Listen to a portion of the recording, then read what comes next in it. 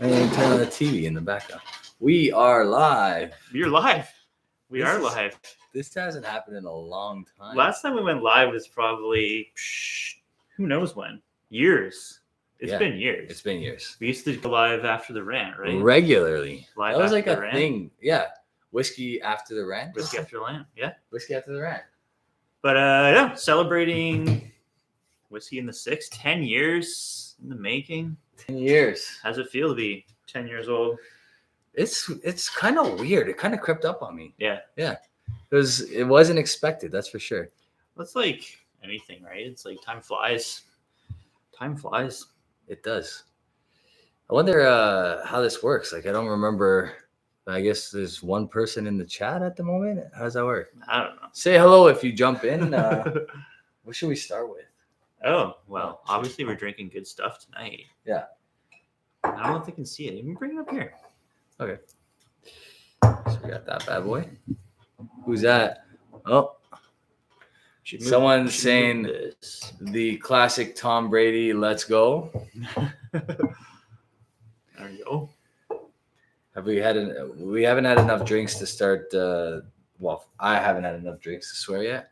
So I remember I was editing the last video, and for the cold open, I used a swear word. I'm like, oh, Rob doesn't like it when I put him swearing in the first 5 seconds of the video.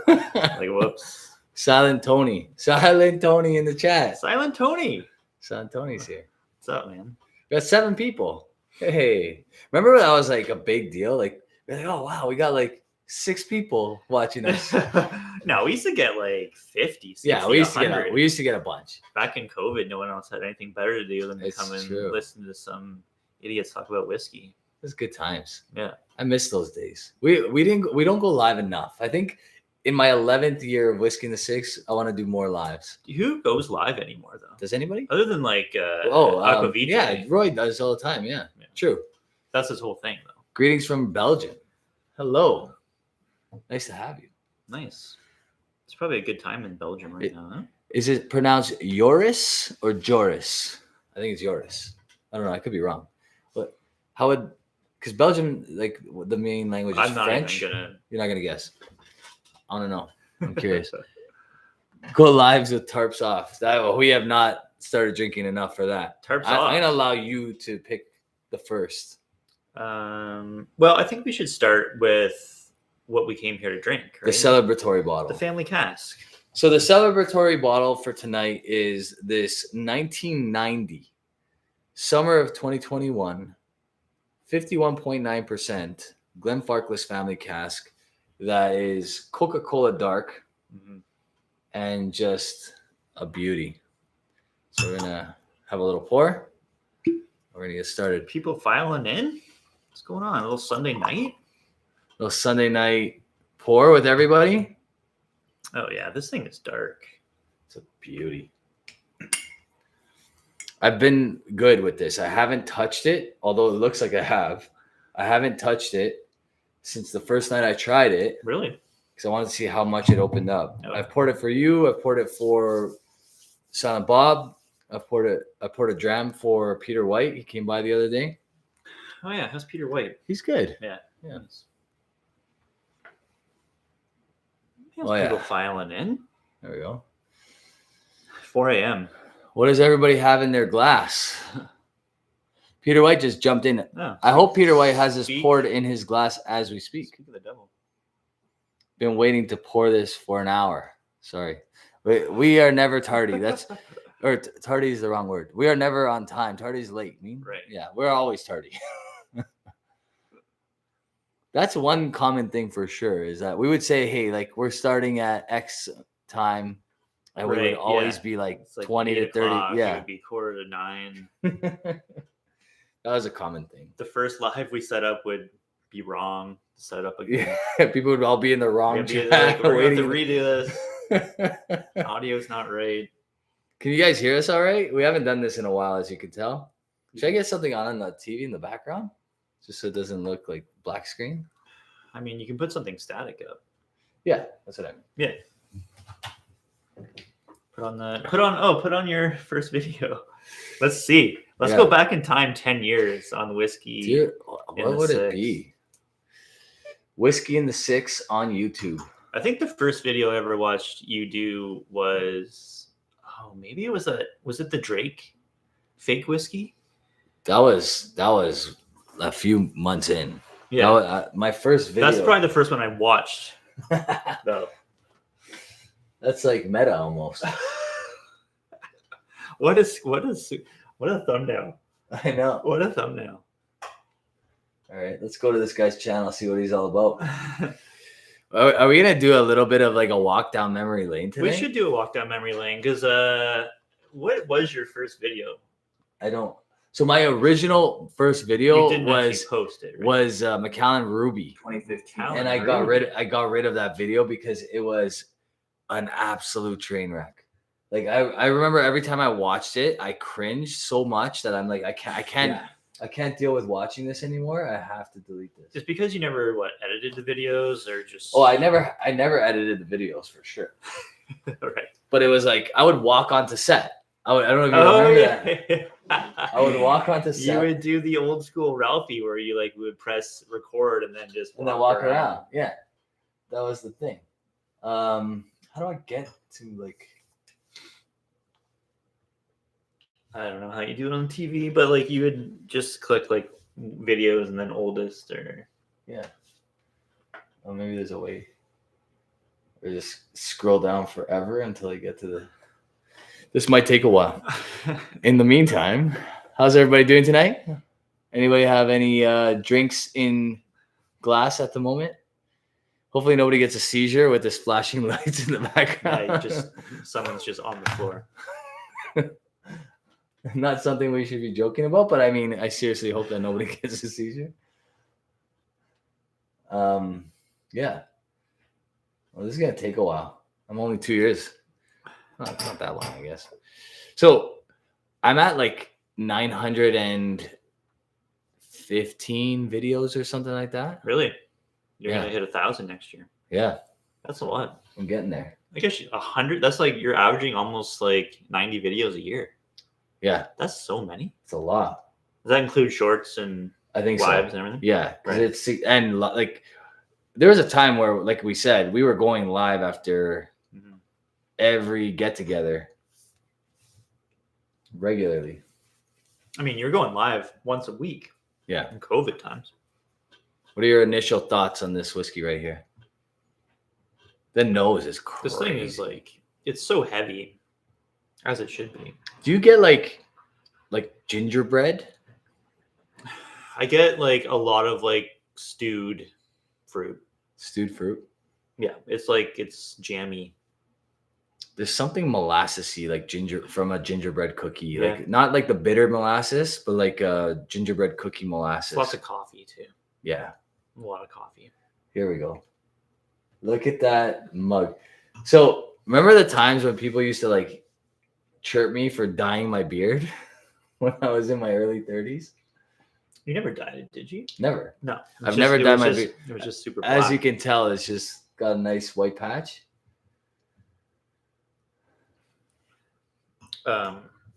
Yeah, this family cast is this is what you want from a family cast. Yeah. Where it's just they open up the cask and there's just dust and goo left at the bottom because how much of evaporation would this thing have? There's crazy old library. Yeah, it's really leather bound books. What happened? I guess here we go. It yielded 615 bottles. So my first review that I allowed to stay on YouTube was the Glenfarclas 25-year-old. Fitting, eh? Fitting. We're drinking a Glenfarclas tonight. That is fitting. I didn't even think of that. Nothing is organized around here, guys. Everything is just serendipitous. We got a lot of people in the chat. We should talk to these guys. We got 20 people. We got Silent Tony. He's chilling. Yoris. We got Chad Adams. Chad Adams. That's a familiar name. I haven't seen that guy in a long time. Custom. Glenalky 30 ballers. Yeah. So, true story. I traded 2 Mr. Sam tributes for each of these bottles. So I had 2 Mr. Sam tributes that I bought from the LCBO, and I traded one for this bottle and one for this bottle. Yeah, good trades. Yeah, I was pretty happy about those. P-Boss in the house. We got Silent Bob. He would not let us down tonight. He's coming in. He should have been in-house, but that's another story altogether. Silent Bob at another function, sneaking away in the bathroom to watch the live feed. Is that not against his contract? Is he not in breach right now? I think he's in breach. His wife dragged him to a different party, and he's just in the bathroom watching the live stream. Look at these are my first 3 videos. I did a ridiculous blind tasting where I literally pulled a toque over What is happening there? So I'm doing a blind tasting where my friend Mike poured me different whiskeys and I had to guess what they were and what country they were from. And they're doing some Daredevil impersonation there. It does kind of look like Daredevil. Early on Daredevil. And then Crown Royal Northern Harvest Rye versus Crown Royal XR Blue. Wow. XR Blue, that's a throwback. I think that's actually that would actually be a decent video nowadays. I mean, a lot of views on it. Not so much on your second video, though. That second video did not do so well. So anybody that saw that thumbnail was like, next. I'm watching that shit. This old set was a mind trip, though, because essentially it's just a little nook in your old place. Yeah, it's a corner. Remember when I first came there, I thought it was an entire room, but it's not a room at all. It's just a little corner, in a basement. Yeah, I miss that. I miss that house. I miss that setup. Obviously, it's nothing compared to what we have these days, but yeah, well, it's a little upgrade now. Slight upgrade.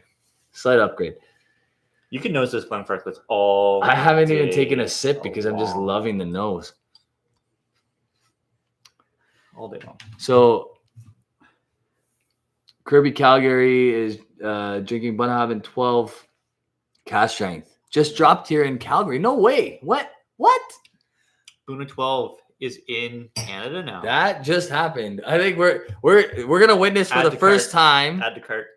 First time on Whisky in the Six history, a purchase. This is like the shopping channel now. Virtually. We are watching a live purchase at the moment. I mean, it's about time that came here because why? First of all, why wouldn't it be in the Canadian market? Great question. Makes no sense. Great question. People were having to go to U.S. markets to buy that. I'm honestly, my first guess, it's not there. Let's see, where else could it be? Is it KWM? Where does she get it? Oh, Willow Park. That is the one store we can't buy from. Willow Park right now. Okay, well, you know what? It's probably means it's gonna other distributors will be shipping it out, right? I'm sure, unless they just brought it in special. I wonder. Right. It's a good thing about Alberta. They can just be like, "Hey, I want to get a couple cases," and next thing you know, you got it. They had 9 cases. So Willow Park exclusive rights to Bunnahabhain 12 cask strength at the moment. I'm assuming that's a 2025 release. Yeah. New stuff. Seaway Whiskey Wire in the house. Congratulations, Rob. Good looking Glenfarclas family cask there. Yeah, we're digging this one for sure. Oh, so good on the palate, man. The nose I haven't even gotten past the nose yet. It's got that sour grape candy sweetness. Yeah. And coffee. And it's very jammy too. I watched a video. I went back to the OGs on YouTube today. And I watched the Scotch Test Dummies. Scott and Bart reviewing the Macallan 12-year-old 110. Oh, okay. Someone in the chat was saying that they were drinking Macallan 110. Nice. Yeah, so I don't want to spoil anything, but good scores. Well, I ordered a bottle of that and then just told my brother that you have to go get it from Total Wine because he was in Florida. But he has returned to Canada with the bottle Beautiful. And I'm gonna go hang out with him next weekend, so I will be picking that up. Came That's back good. in one piece. So excited about that. Yeah. That's gotta be like my most pleasantly surprised whiskey of the year. Me I too. think for this year. Yeah. Yeah. Me too. 'Cause- I would never have guessed that Macallan was coming out with a No. high ABV age-stated whiskey. And for like somewhat of a reasonable price. Yeah, very reasonable. Like, it's actually cheaper than some other 12-year-old cask strengths on the market right now. Yeah, actually, you know what? That Buna 10 or Buna 12 being 150 Canadian. Is more expensive than in some parts of the U.S. There's some parts of the U.S. that are selling the 110 proof for like $100 US. Macallan? So, yeah, what I say? Yeah, the Macallan 110 proof. Okay. Yeah. So for $100 US, some 110. Like I paid 125 US. Yeah, I paid 125 as well for mine, but some are selling for 100. as low as 100. 100 US. I mean, that's a great deal because like, what's the classic cut go for down there? More. More. It's like 160. Classic cut would be obsolete if that Macallan Mhm. 12 110 keeps coming out. Yeah, Peter White just said the Edward Hour 12 cask strength is like over $200 in Canada, which I wanted to try, but like every time I look at that bottle, I'm like, yeah, but I can get another bottle of the Macallan 12. Honestly, the best cheaper. the best Edward in Canada is the Signatory 46% ABV 10-year-old. 10-year-old. That's the best buy. Yeah. So they just did an OB that's also 46% now. Okay. So I don't know if they'll still be doing that Signatory one because then That they're going to be Signatory, competing man. against themselves. True, but that Signatory has come out, like, batch varies, but they've all been solid. Is this the best whiskey we tried this year? When did we try that Balvenie Ton? Was that this year? Yeah. So yeah, the Balvenie. Well, yeah, I think that was this year. So I still would. Silent Bob opened it. No, he might have opened it last year. Did he open it? No, If he's still in the chat, Silent Bob, when did we open that Balvenie Ton?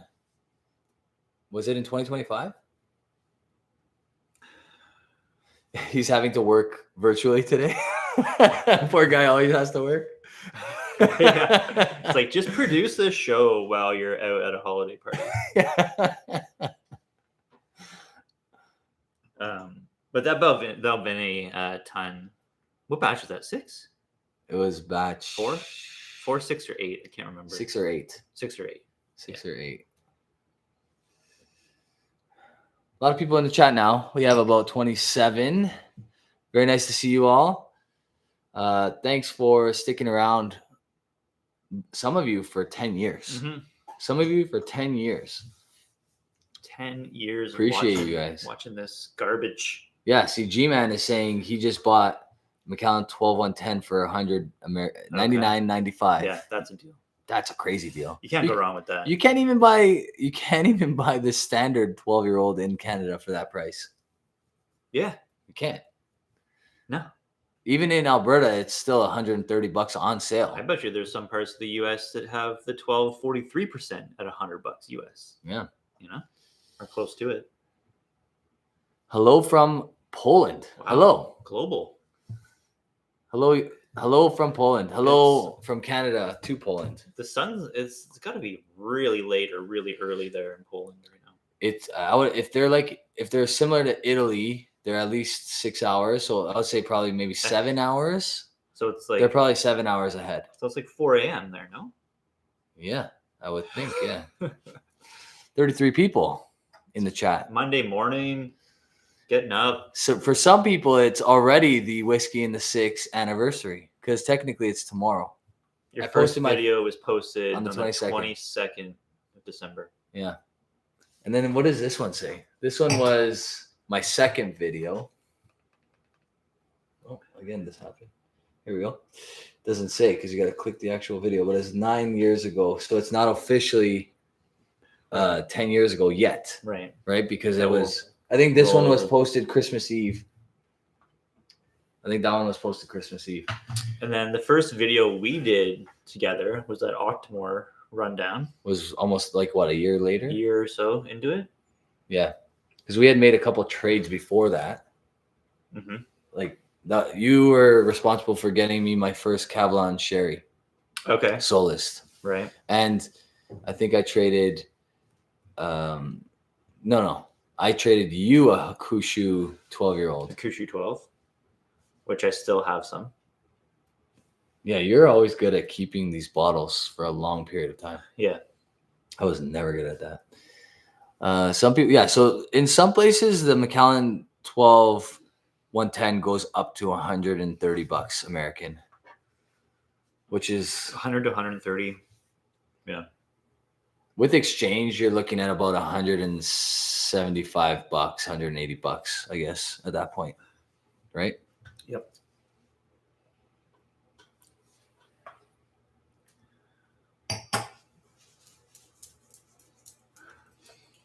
Good, right? Holy, Yeah. that's a really good whiskey, man. Yeah. Is that the best family cask we've had? There's like a saltiness. Is there a saltiness, or am I imagining that? You're imagining that. Yeah? Yeah. What is it then? Like, what is that? It's almost, it feels like a brininess. Like, and there's like this really old whiskeys give this like almost effervescence. It's like a sparkly tongue sensation. Yeah, you're right. It's Right? like, some fizzy. Fizzy, like pops. It's like champagne. Yeah. Yeah. How does that happen? I don't know. Does it like re-ferment later on in the, like, how does that? It's a kombucha. Do you know who the master distiller is at Glenfarclas? I do not.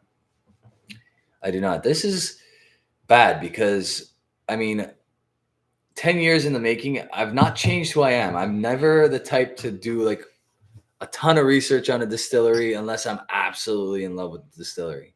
And even then, I couldn't tell you who works at Springbank. It's kind of weird that, like, the master distiller at Glenfarclas doesn't have like a household name, right? Yeah, you would think. Unless it changes often. The hats change. That's the only way I could see that happening. Like even in Springbank, I don't know who that is. I know that the only reason I know Rachel Berry does Glendronach is because she took over for iconic Billy Walker. Yeah. I know that Glenalky and Mikkel Tour is Billy Walker because we know Billy Walker, It's probably just because like distilleries want to feature their master distiller in their marketing, and then some don't, right? Like some don't really mention it at all. Some put their name on the front of the label, some don't, right? Like there's no name on this, whereas like the Glenalky, right? Like Billy Walker's signature is right front and center. So I guess it kind of just depends, right? Who are out of all the years we've been doing the Whiskey Rant and I've been doing Whiskey in the Six and all that, who are the top 3 interviews? Billy Walker's number 1. Billy Walker, Ralphie, Richard Urquhart from Ben Romick and Gordon MacPhail. Yeah, I would think so. Right? I mean, other than those 3, who really have we had? Other than just like Canadian distillers, whiskey tubers. Like I've had, Roy on the channel. We've had Roy on the Rant. South Florida Pete lovers. South Florida Pete lovers was up there for us for sure. Big get. It was a big get. Yeah. Because they're in jail like half the year. I know. So to get them was huge. And we had one of them in-house once. Oh yeah. That was fun. And then we had a few we had some YouTuber. We had Daniel Wellington. Yep. We had Mash and Drum, our boy from the Mash and Drum. Yeah, Scotch Test Dummies, Scotch Test Dummies, Scotch 4 Dummies. All the big ones. Who would you... Trenny and C we had before. Trenny and C, yeah. Who... Don Livermore. Dr. Don.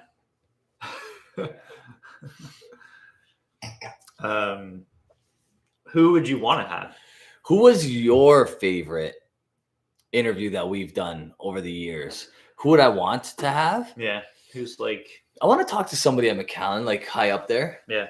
I want to be like, why haven't you been doing this 12-110 all along? Yeah. Like, what changed this year? Like sales dropped and we had to appeal to more people. It was a better product. Yeah. Okay. A quick answer, quick interview. Very quick. Yeah. Say, thanks for joining us. You know? But like, who else is it? Obviously, like, you would love to talk to someone from Springbank. When Ralphie did the interview with the guy from Springbank, it wasn't the master distiller, was it? It was someone else. I can't remember now. But he had like that little Dunnage interview with the guy from Springbank. It's a couple years back. Yeah. Andrew something? Can't remember. Peter White saying, don't forget Davin de Kergamo. Yes, Davin. Yeah, Davin. Yeah. Canadian whiskey legend. Very much so. And a lot of insightful information out of him as well. Yeah. A lot of really good insight to the way he does Canadian awards, whiskey awards. What is the ultimate highlight that we've done? The ultimate highlight from Whiskey Rant, Sipper Social Club, Whiskey in the Six. Together. Let's go with together first. I mean, I don't think it was really like a video, but obviously us going out to Vancouver and trying the Gordon MacPhail 80-year-old. We did review that though. We brought some back and we reviewed it. And we reminisced about that. That was a highlight for sure. That's definitely, that's got to be number one on the list, right? Like, yeah, we haven't been sent to Scotland yet. Wink, wink, nudge, nudge. So, that's got to be our number one still. I think being able to pick that Ben Romick cask, that was pretty cool. That was cool. The Whiskey Rant Ben Romick cask. We were kind of like trailblazers for that. Although I'm sure there's other people that I'm not, I'm probably, Mike Brisbois probably picked a cask before we did with them. But yeah, that was pretty cool. And then, now getting in line to do a pick with Authentic is basically impossible. Yeah. They've got we had one lined up for Meikle Tour, but that got snuffed out real quick.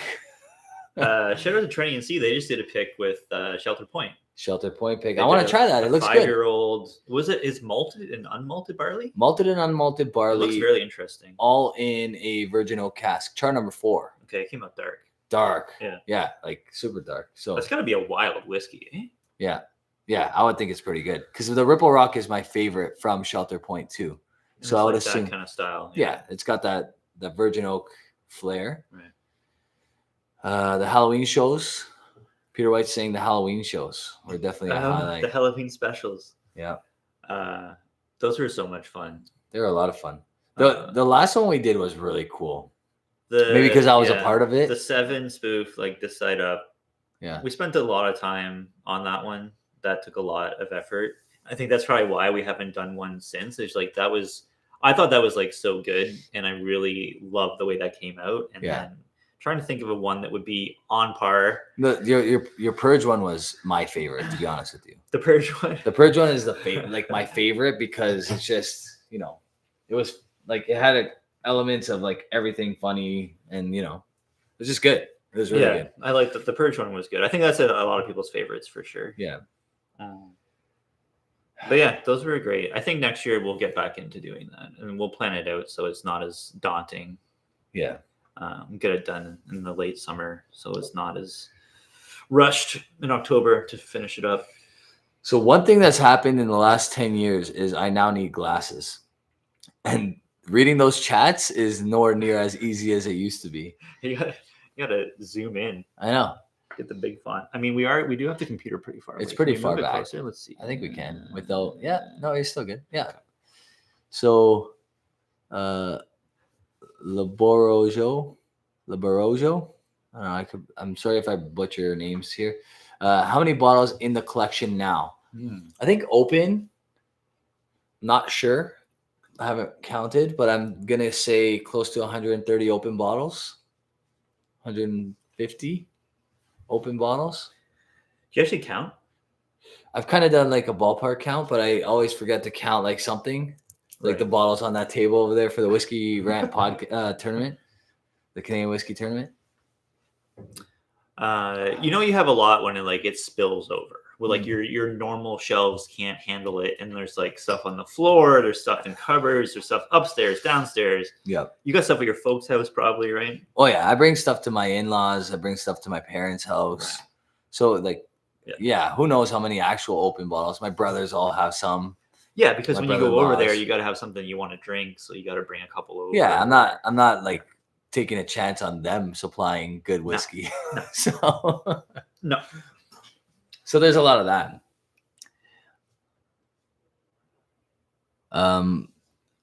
Forlorn Hope is saying that he would like to get the Springbank 10 Pheno cask. We would also like to get that. Yes. We are also hoping we can That's get the that. one where I was most. That's the one I'm most excited about trying. Is the Pheno.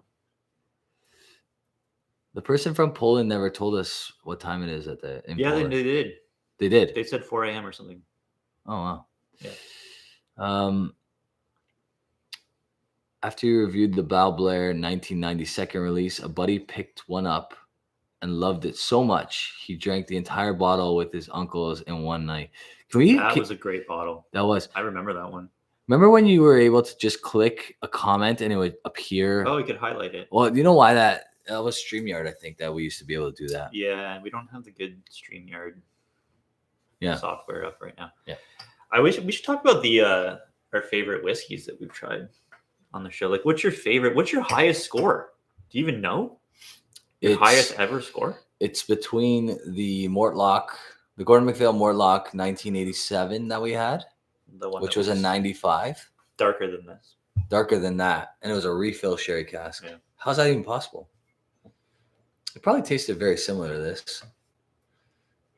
There's a little bit more of a unique oak flavor to that Mortlock. Do you still have any of that? No. You bottle killed that? Yeah. You know who still has a bottle of that? Jasper. Yeah. Jasper. Should we tell the Discord people that We're live. that we're live? Yeah, I'm gonna let them know.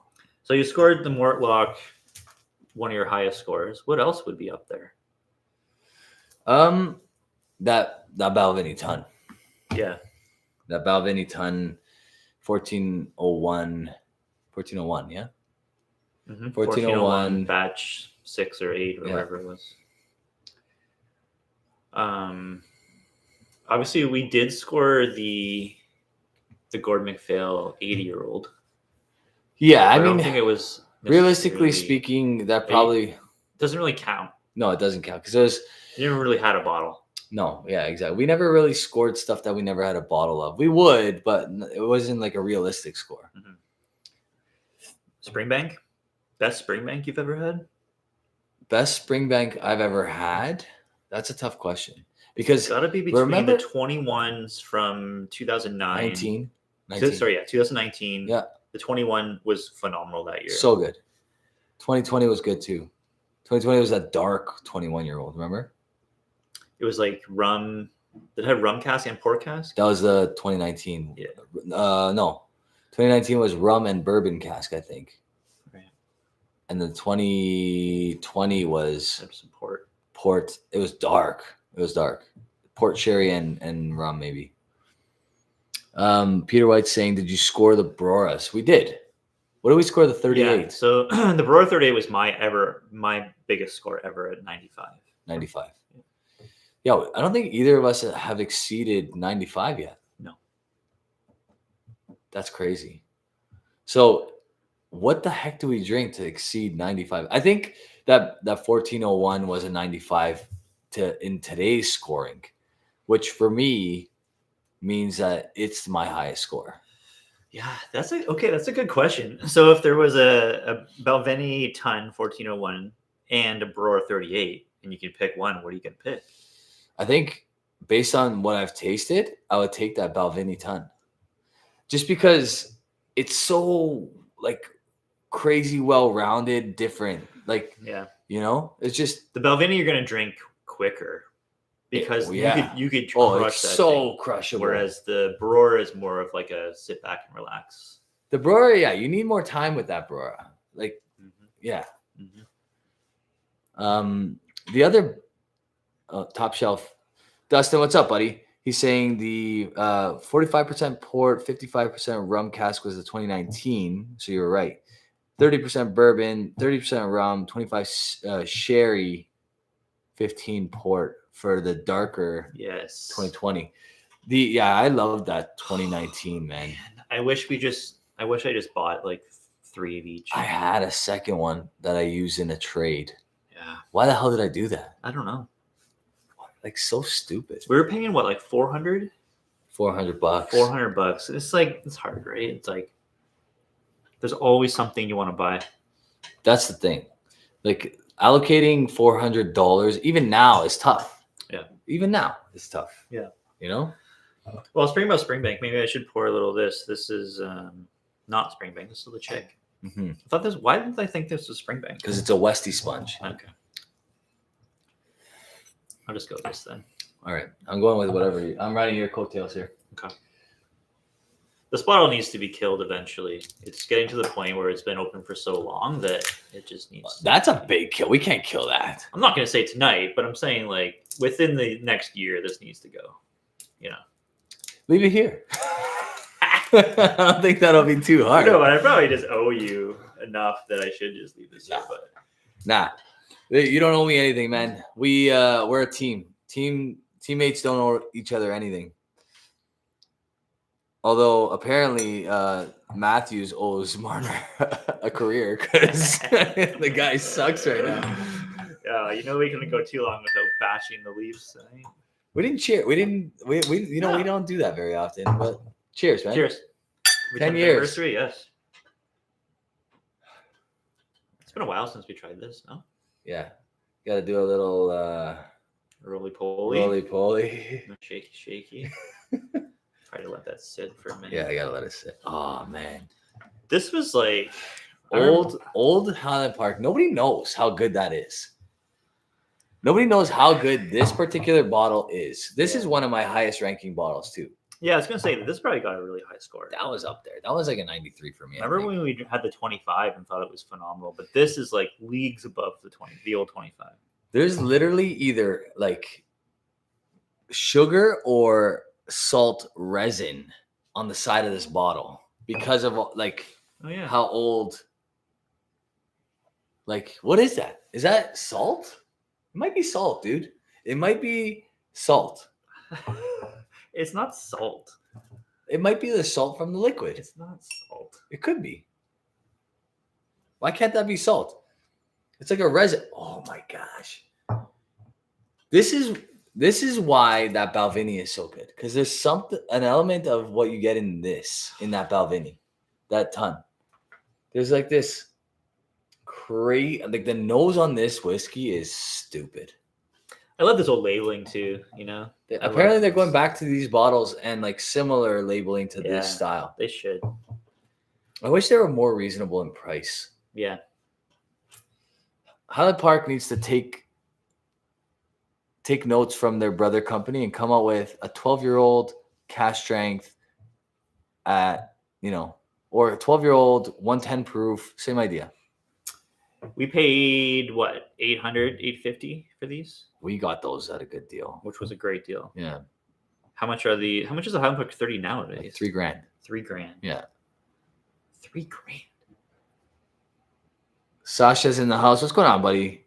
Congrats on 10 years, Rob. Looks like a good lineup there. Yeah, not bad. We did okay tonight. We did okay. Oh, wow. Highland Park Pete is just, I don't know. It's different back then, isn't it? Lobo was saying that you can get the Highland Park 30 for $2,000. $2,000, okay. I drank way too much Highland Park 30 one Christmas. Dustin, you know what? It's a good problem. You can never say that your life is bad if there's ever a time where in that life you said, I drank way too much Highland Park 30. The only bad part is that you wake up in the next day and your bottle fill level is this much, and you're like, "What have I done?" Silent Bob's like, "I'm missing out tonight," and then Peter White's calling him out. He's like, well, "Honestly, though, what were you thinking?" It's not too late to just drive over. Yeah, you're not far. You should just come by. Fake an injury, and come over. Yeah, Lobo's like steak too juicy, lobster too buttery. Yeah, exactly. Yeah, those are the luxuries that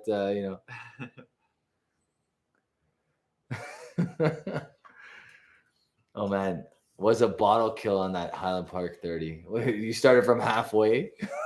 How can it ever be too much? Yeah, I forget what I scored this Highland Park 30, but it was probably a 94 or like a 94 and a half. It had to be close to 95. So good. Like, imagine what those 48 percenters tasted like. If this 45.7 is this good. That's the thing, right? Everyone that was drinking Highland Park 30, the previous generation was like, it's even better than this. Of course, yeah. I mean, 48%. That's close to cask strength at that age. You know? I mean, maybe not, but 51.9 is this Farkless family cask that's almost 31 years old. But like at this time, when this is bottled, what year is that? Is there anywhere that indicates? I don't know if it says, but it would have been bottled in 2016, probably. Yeah, I was thinking between 2013 and 2017, around there. Yeah. So you're talking about stuff that at a time, like barreled at a time where it's possible that they even dropped a little bit of older stuff in there, knowing that, you know, things weren't selling the way they, you know, had anticipated. I feel like, I mean, this glass, you just got to take your time with it. It's so good. This is, okay, so Lagavulin 24 cask strength Fashil from 2015. That's the best bottle that this person, Lobo, has. I really want to get my hands on a Lagavulin 25. I know.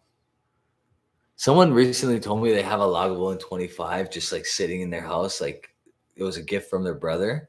I'm like, do you realize what you have? Please open and share. I downed half a bottle of Lagavulin 16 the other night. Really? Yeah.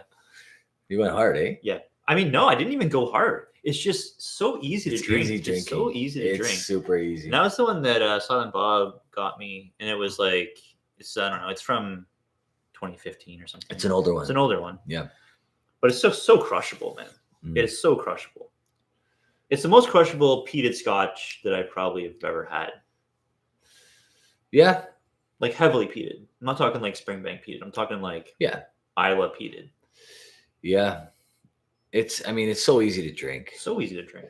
It's such a good, I mean, it's got to be the Macallan 12 of the peated world. Yeah. Right? And like, I didn't even think I was drinking it fast. I was just on a great pace. It's a great pace whiskey. You guys should try to get SLB Drinks, father and son team with 200K subs. Interesting. Have you heard of them? I haven't heard of them. No. YouTube's changed. Like it used to be, we knew everybody that was doing whiskey on YouTube. Yeah. And then it went from 20 people to like 3,000 people. When Ralphie and Roy started doing the online Scotch Whiskey Awards, and they were inviting, lots of people to be contributors and whatever, that was like, man, there's a lot of people doing whiskey tube now. Yeah. A lot. There's a lot. Yeah. I don't even know how many there are. I couldn't even tell you. I mean, Bourbon Tube really took off. Bourbon, of course. Yeah. So anybody that's in the States doing bourbon, they're huge. Like a lot of those guys are huge. Yeah. Because I think if you look at the analytics for YouTube, the US is huge. It's like half the audience is US. Yeah. Even for us. And, I mean, I don't know how many Americans are exclusively Scotch drinkers, but we definitely like cater to that category. But then there's got to be a ton of bourbon drinkers in the United States, right? Like that's that's their bread and butter.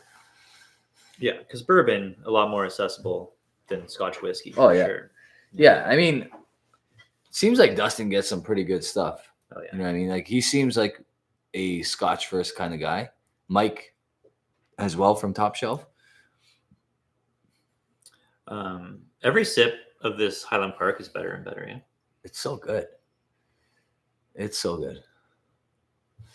32 people in the chat. Nice. We've maintained around 30. Nice. Peter White saying, Kalila 35-year-old sample that I won from Top Shelf was at least a top 3 for me. Interesting. Wow. What's the Camellia did we get the 30 or the 30. 25? It was a 30. We got a great price on that. It was a great price. Like, what was it? Like $900 or something? Less. I think it was like $7. $700 for a 30-year-old. Maybe I'm wrong. I don't know. This is why it was it's cash so. strength. It was cash strength, right? Yeah, it was. This is why it's so necessary to have Silent Bob here, because he takes pictures of everything and doesn't delete anything. Right. So he has like an archive of literally everything we drank over the last 10 years. And he just like goes into his pictures and types in the name of what we were talking about, and it usually populates. Yeah. So he's a very handy guy to have.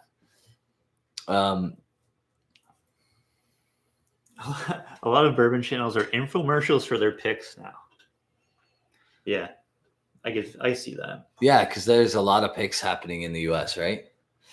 Like a lot of people doing store picks. I feel like store picks weren't what they used to be. No, they used to be like an exclusive thing.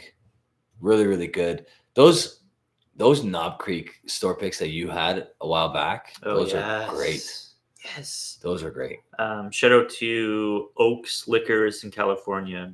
They did, was it 14-year-old Knob Creek? And Malt Reviews got that for you, right? Yeah, Malt Reviews put me onto it. Oh, okay. How'd you source those? I ordered them from them, shipped to Michigan, brought across the border.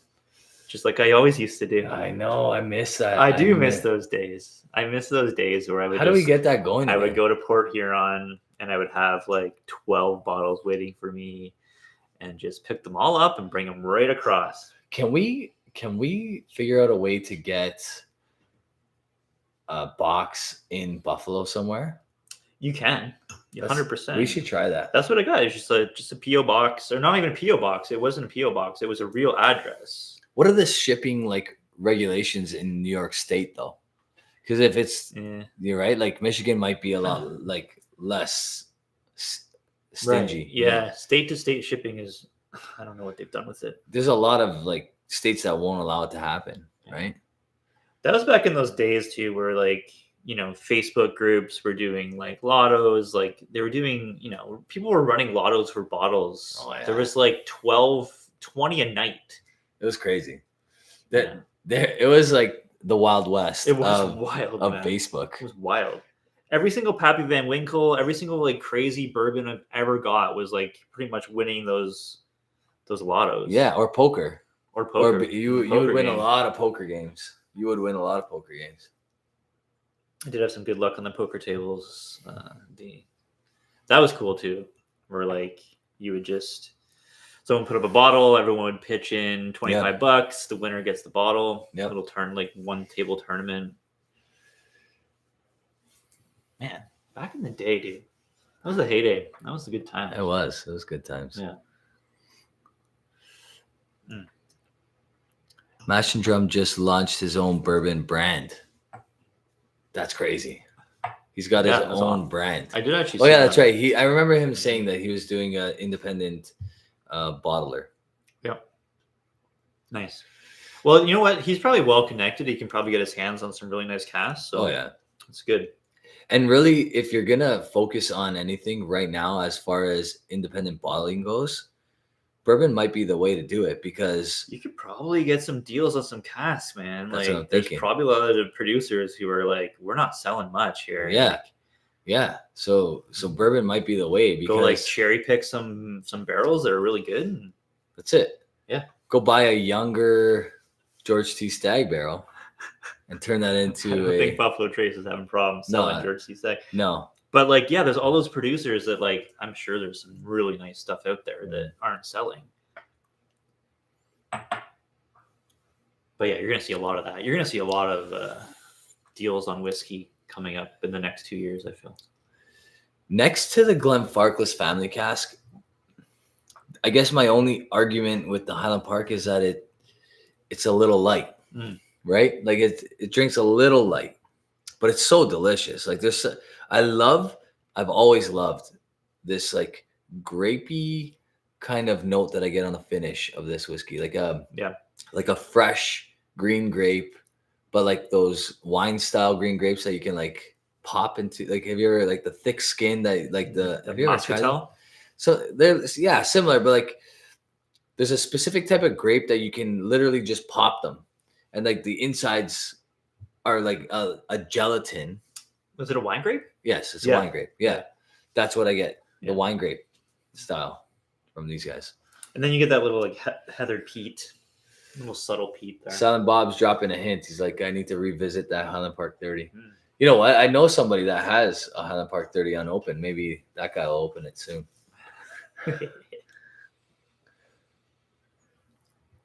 Buffalo Trace isn't selling. Yeah, I mean, that makes sense. The big distilleries usually don't sell their casks. No, why would they? They don't need to. Zedman is saying, enjoying the rant, guys. It's very weird watching you drink at just after 2:30 here p.m. Oh, okay. Melbourne, Australia. Nice. Oh, okay. Nice. Man, the whole globe is covered tonight. I know. 40 people in the chat. 2:30 p.m. is a great time to start drinking. That's a good time. You know what I mean? I know it's Monday there. But it's the holiday season, though. Yeah. It's the holiday season. Yeah. You can start drinking whenever you want. Here, December 22nd, 2:30 p.m. You're 3 days away from Christmas. It's fair game. If you have, If you're Jewish, it's Hanukkah already. If you have one of those jobs that you're not working right now, then you're perfect. Yeah, exactly. If you're a teacher, or what else? I don't know. What else? I don't know. What Who else is off I right don't now? know who else is off other than just teachers. I like your attitude. Zedman. Okay, I'll start. I mean, why not? Nothing wrong with that. Even if you're working from a desk, why not? That was great.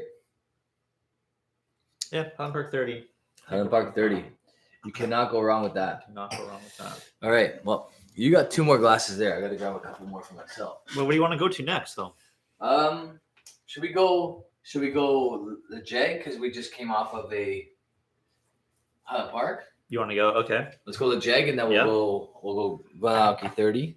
What is this legit? Have I even had this one before? I think so. I haven't gone back to it in so long. Show that up to the camera. It's a Westy sponge. Yeah. Bottled by what? Angus? That's Angus's bottler. Independent bottling company. Spirits for us in the chat. Kevin, what's going on, my friend? What's up, man? He says, oh, hey, everyone. Congrats on the anniversary, Whiskey in the Six. Thank you very much, sir. Kevin, longtime supporter. Is there water in there? It's okay. Just a little water. There you go. Longtime supporter of both of our channels. Yes. Right? Since the very beginning. Since the very, very beginning. We had our first meeting with Kevin at Spirit of Toronto, I think. Or maybe you met him earlier. Spirit of Toronto years ago. Like, Kevin, when's the first time we met? I don't remember. Because Could've he's been from your Could've been hometown, Spirit your of old Toronto. hometown, right? It could have been, yeah. I mean, I remember I went to one of his whiskey events, his whiskey club. Okay, so In that was, London. I think that was before. But that was, no, I don't know. Maybe, was it before Spirit? Or maybe it was just after. Oh, this has opened up nicely.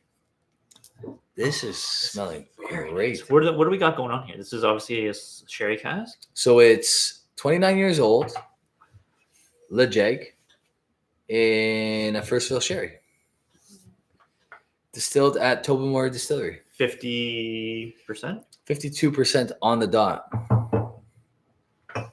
Decadent drinks. I met you in the lobby of some hotel to drop off bottles to review. It was the first time I met Jeremy. And then I meet a lot of people in the lobby of host hotels, so you got to be more specific. Yeah. This guy's been around. Made a lot of trades in his day. Some for bottles.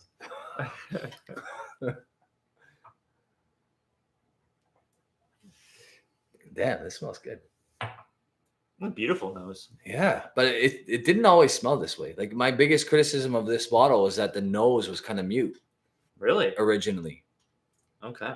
Well, not anymore. Oh, it's opened right up. Good thing. Good thing it took all the way down to the bottom Oh, label. so this is a bottle split between Oh, okay. myself and Whiskey A. This is new too. This is last year. Yeah. Okay. So we split half a bottle each, and he let me keep the actual bottle for Nice. reviews and whatever else, because he's another huge supporter of the channel and just all around great dude, always helping out. He helped us out with some real cool bottles. Oh man, this is great. What did we do? We did the Lejeg 18 with him. Remember? We got a bottle each of that. He got those for us. He sourced those. Was it the Talisker 18s through him as well? No. That was Richard that got us the Talisker 18s. Talisker 18? No, we don't have Talisker 18. We did. We like way back. When did we? Why did we have those? Who got those for us? I feel like he did. Richard. The Jeg 18 was definitely Whiskey A. I don't know if he wants me to share his actual name, so I won't. Brian saying cheers from Vancouver. Cheers, buddy. Thanks for coming in. Zedman, what'd you pour for yourself, buddy? I'm very curious. Okay, so I know I asked this very early on, but we're about 56 minutes in. I know that there's 40 people in the chat, which is very nice. Huge. Right? I would love to know what you guys are drinking. Do you think that Old Lecheg is very underrated? I've never had it. Like, this is the oldest Lejeg I've ever had. Because there is that one official bottling that came out that was in that really cool, like, metal case box thing. Yeah. You know what I'm talking about? Yeah. And I know Mike and Narby had that, and they were like, this is phenomenal stuff. Yeah. Man, the nose on this has opened up so much. This is a great pick, man. Jeez. But do you get any peat whatsoever on that? No. It's not weird, right? Not a drop of peat. Like not even a whiff of smoke. It's the thing about Lecheg after 29 years. Peat profile gets really diminished. I mean, we went backwards tonight. We went to the 29 after a couple 30s. We probably had the Highland Park first, then maybe like this, then that, or then that. Yeah. Which one is? Man, this is a really nice nose.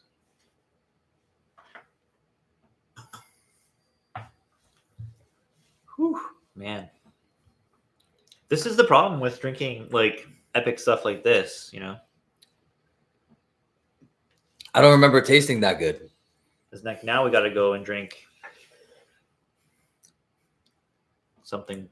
No, we can't drink anything else. Like we can't go down. We should be drinking all 10-year-olds. It's your 10-year anniversary. The next drink we can have is that Longrow 26 over there. That's a good one. It's a good one too. Did you open yours? No. We gotta review that.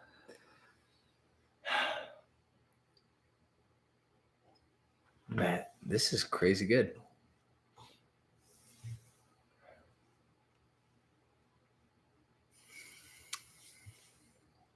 Oh, you should talk about your whiskey of the year. Oh yeah. So I posted that. Yep. Saw it. What'd you think? I thought it was a great pick. That's like I wasn't expecting you to pick that. Really? The Kilkerran 16. It was kind of a like, those situations in high school where you're like hanging out with that chick and you're always like dreaming about having this other chick, and then like you became real good buddies with this girl, and it was the girl that was always in front of you that you should have dated. Yeah. And you like wasted all your time on that other girl. It's like every Hallmark movie. Right. Right. That's the Kilkerran 16 for me. Yeah. It was the girl I always should have dated. Yes. But I always was looking elsewhere, and I'm like, you know what? Like, why am I overthinking this? It's just like right in front of me. So that's kind of weird analogy, but I think makes sense. No, I love it. I mean, this obviously is such a great bottle, and doing those two Kilkerran 16 side by side was really interesting as well. There is something on the palate here that's a touch sulfury.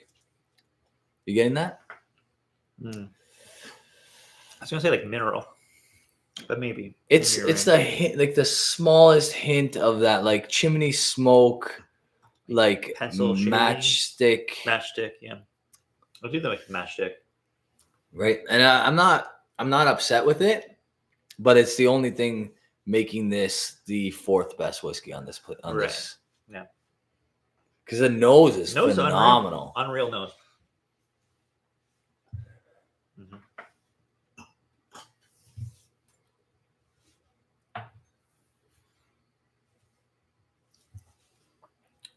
Yeah, it's very good. There's absolutely nothing wrong with that. It's so crushable too. Like 52%, really way too easy to drink at that ABV. It's really nice. Yeah. My whiskey of the year video will be coming out probably. I'm probably gonna wait right till like the 30th. Yeah, you usually wait. Yeah. So I looked at like, because I put them all in a playlist, all my whiskeys of the year from 2016 onward. And I either posted on Christmas Eve, the 22nd, I posted a bunch for whatever reason. It seemed like I posted a lot on the 22nd. Yeah. And then a few of them, like the earliest one was the 17th. I don't know why I went so early that time. And then this one was the second earliest at the 19th. Who do you think has the most influential whiskey of the year video? Ralphie by far. Yeah. Yeah. Any guesses what you think it will be this year? I think it might be that new Aaron 10 that he just like opened up. Yeah. Did he review that bottle? I don't think I saw it. So there's a new Aaron 10 that's like a local barley. Okay. It's is it 46% or 50? I'm not sure. Ralphie always picks one that you can probably find. So Mary Davis just got her message deleted. I wonder what she said. Peter White's on top of this stuff. Oh, Peter White is a monitor. Yeah, Peter White. Whoa. and Silent Bob. Peter White does not let anything slide. So Mary Davis was trying to take a strip off, and Peter White got involved. Nice, great work. Yeah.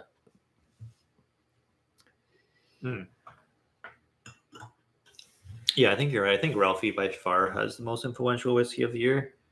Yeah. But I always pick something that like you can probably find. So it's I mean, he picked Glenalky 12 one year, well before it was cool to do it. Lecheg 10, Aaron 10, Aaron 10 twice, I think. Ardbeg 10. Yeah. What else has he had in recent years? Ardbeg 10 was early. Yeah, he's done it. I think he's done it twice. To be honest with you, I think Aaron 10 was twice as well. Yeah. And it was recent. Like it was like Aaron 10, something else, Aaron 10 again. You never had a repeat winner, have you? No. I try to avoid that, to be honest. I avoid it. Like I told you, I said the story about my Springbank 15 situation, right? Did you hear that?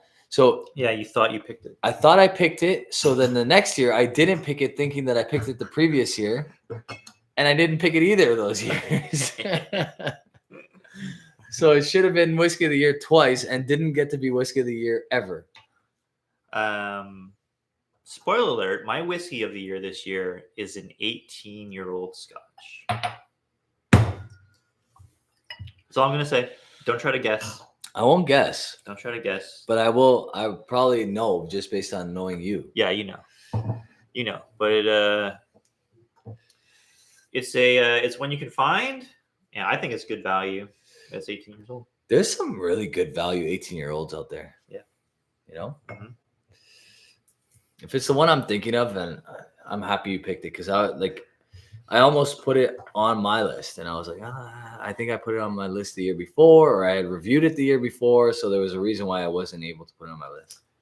What I'm having a hard decision with, which I haven't even locked down yet, is my Canadian whiskey of the year, because we've tried so much Canadian whiskey, and there's so many good bottles. I do not know which one I'm going to pick. It's tough because there's so many categories. I think hopefully what the Canadian Whiskey Rant tournament has done is showed people how diverse Canadian whiskey is. Whew. This has been the best year of Canadian whiskey since we started drinking Canadian whiskey. 100%. If Canadian whiskey was this good 10 years ago, I might have stuck with it. I might have just stuck with Canadian whiskey. But it's definitely evolved. I might have just tried my favorite Canadian whiskey of all time recently.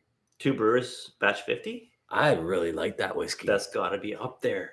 It's so good. See, like I thought I was gonna pick like maybe like the Sons of Vancouver, like their newest Realms Batch 3, which I thought was fantastic. Great.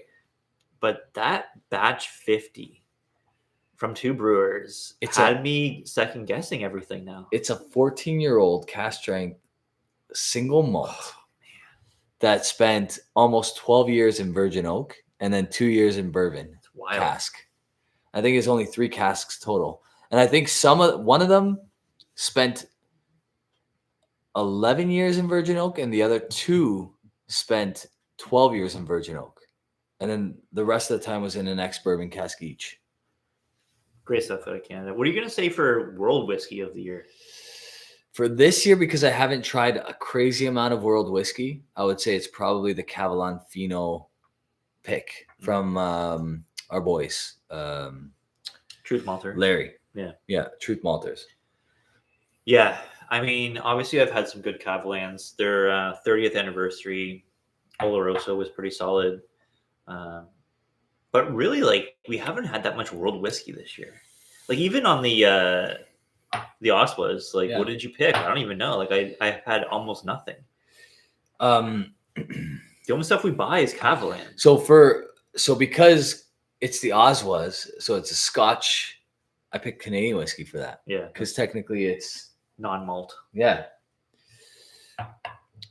So I picked Canadian whiskey for the World Whiskey of the Year. I think I picked Sons of Vancouver. Yeah, you did. This Glenalchie 30 is so good, man. Remember, I was a little bit disappointed with it off the hop. It just needed to open up, I think. Yeah, I think so too.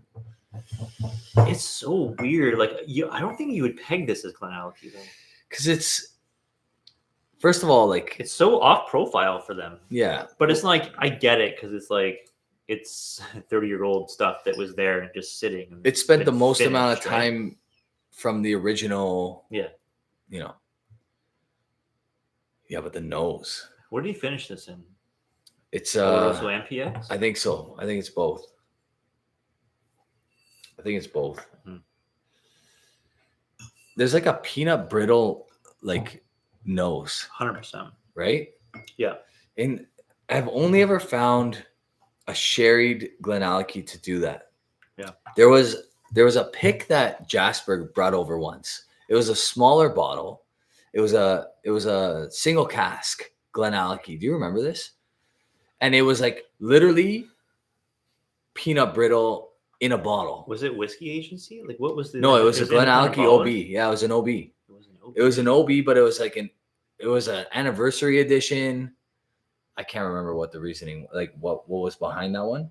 Yeah, you're right. It is peanut brittle. You do get like a peanut kind of nutty chocolate. So nice. It is way better than it started. Like I think I gave this like an 88 or an 89.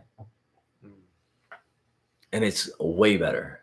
Yeah, I think you would rescore that higher today for sure. Yeah. Man, it's rich. It's rich as hell. It's batch 4? Batch 4. Batch 4. There's also they do a batch a year. Like, what do they do with these? I think so. I think like they started recently doing them batch a year. There's this like mango finish, like a mango puree, creamy. I don't know, finish. The nose is unreal. Nose is so good. That nose is crazy. Okay, so let's go through some of the things that people are drinking because I didn't really look at that at all.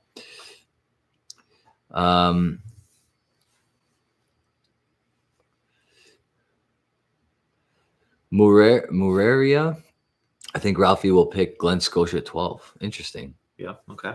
Good call. Brian is saying Balminic 14, wonderfully pruny and spicy. That's what he's drinking. I think that's where it started. That's where people started sharing. Kirby's drinking the Bunnahabhain 12 cask strength that she picked up, I think. Ralphie could pick that. True. He really liked it. Yeah. Yeah. Macallan 18 as the whiskey of the year. No way. Dustin is finally picking a Macallan 18 as the whiskey of the year. Which Macallan 18? He's joking. He's joking. That's a joke. That's a joke? That's a joke. He's joking. Oh, yeah, I guess so. Peter White said LOL. Yeah. What's the best on the table out of those four? It's got to be, I think, between the Highland Park and the Glenfarclas family cask. Yes, I would agree with that. But like, it's hard to really put them, like, say which one's better because they're so different. They're very different. This is just super, super heavy. This is a lot more light. There's no bad whiskey up here. Mm-mm. What are you going to score this guy? That's a good question. I'd probably score it the same mark I would score that one family class we had, which was probably like our favorite. What was it? Was it a 17-year-old? It's also the 2002. Maybe. Yeah, I think it was a 2002. Which was probably like a low 90, right? Like yeah. 92? Yeah, I think I'm 91, 92 for this. I think I'm like 91 for sure. Maybe 92. I think it's a tick above like a 90, 100%. Yeah. 100%. I think I definitely raised my score on this guy too. I give this guy at least a 90.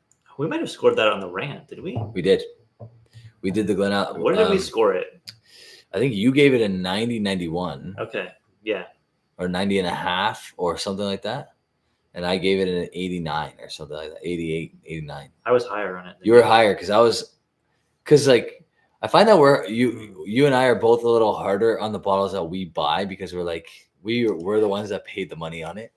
So it's like, although I did trade for both of these, but I mean, this is delicious stuff. This Glenfarclas is definitely like over a 90. Glenalky. It's definitely a 90 plus. Yeah, it is. Now it definitely is. Ooh. Like it's opened up so well. These are all 90 pluses. Yeah. Yeah. I would score this 90. I would score that a 90. I would score this 90. I would score this a 91.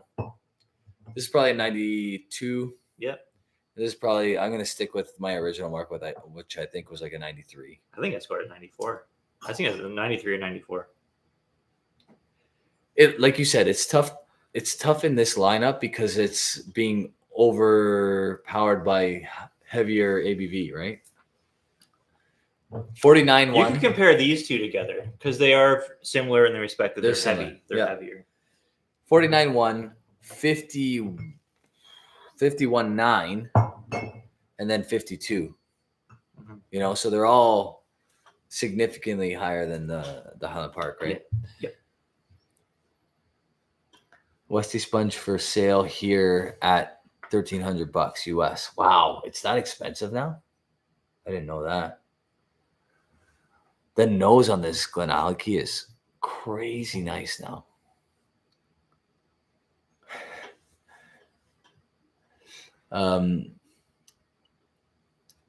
Silent Tony saying Springbank cask strength 12, 56.2%. Not a bad guy, gave it to me.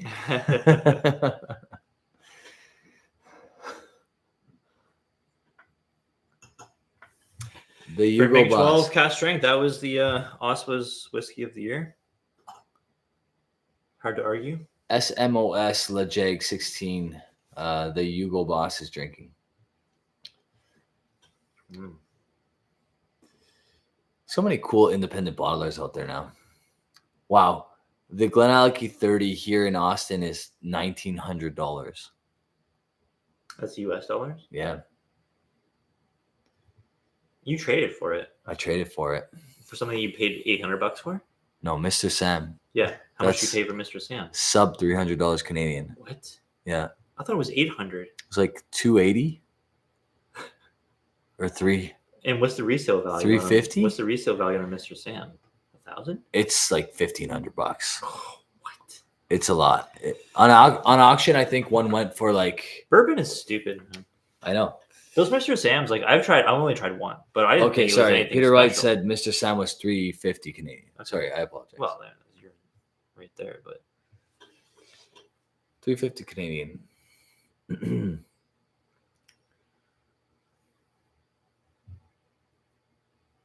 Oh, I didn't know they were doing that. The Oswas is going every other year now.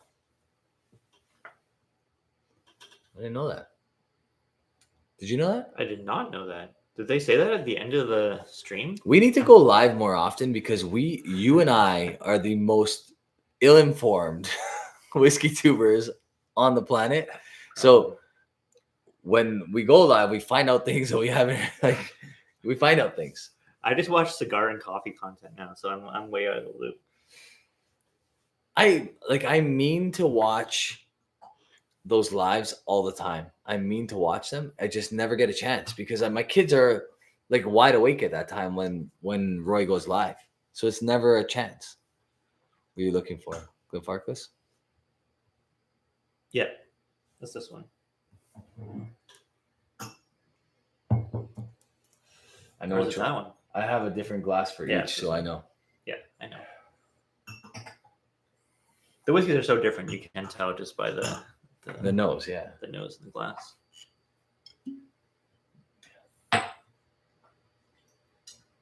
Gotta go back to it. Gotta go back to this, man. Yeah, 100%.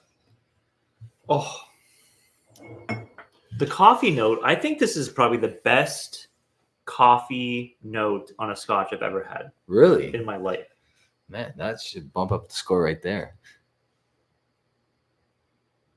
It's How many? That, like sweet espresso.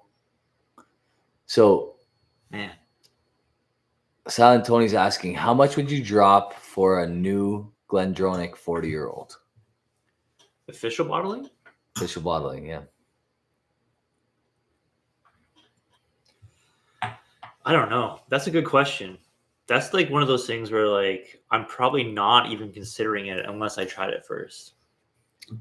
If I was going to go with Glendronach, I would probably find something on whiskey base that's super high rated, like a single cask Glendronach. Something on whiskey base that's like very high marks, and then try to find that at auction.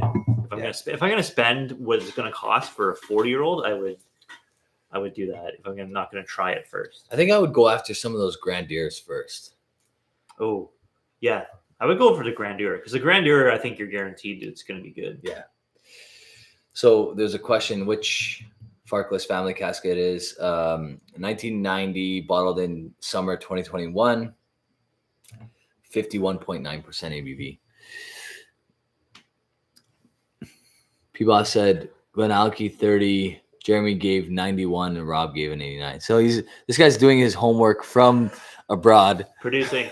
Love it. He's watching on delay probably because but that's exactly what we said, no? I think we were close. Yeah. You gave it originally a 91. And I gave it an 89, and I would bump mine up probably to what your score was, 91. Yeah, and I think I'm still at 91. Yeah.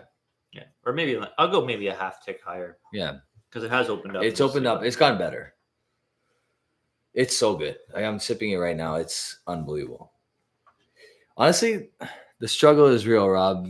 Family life takes priority over watching Aquavite live happens all the time. Yeah, I mean, what are you gonna do? It's like 5 o'clock our time when Aquavite goes live, so it's impossible to watch. Yeah, no, I watched it on the replay and I fast forwarded through most of it just to see who won and whatever else. But every other year, had a 1993 30-year-old Glendronach in port barrels. Incredible stuff. That sounds cool. I mean, I've never liked Glendronach in port, but at 30 years old, I can't imagine that being bad. Yeah. Well, the only actually Glendronach port we've had was the peated port, which is like one of the worst scotches we've ever had in our life. Early on, I reviewed a Townie Port 14 Yeah. or something like that. 14. It was an OB Townie Port 14, and 18. It was an OB Townie Port 18, and I did Oh. not like it. I think the peated port Glendronach was like, I don't even know. It was NAS. Mhm. It was probably like 8 years old. That was not good. That was bad whiskey. Glendronach should never peat their barley. No. Glendronach 40 year is about $6,000. Mm. Yeah, you can get a brewer for that. So you can get a 21-year dark, like cola dark, Springbank old school bottle for less than $6,000. Go with the Glendronach Grandeur batches 4, 5, 6, or was it 6, 7, 8? 9 is the one that I had. 6, 7, 8, and 9 are the ones we've tried. Yeah, they are all phenomenal. 10. I think you got to try 10 because Jasper had like 10.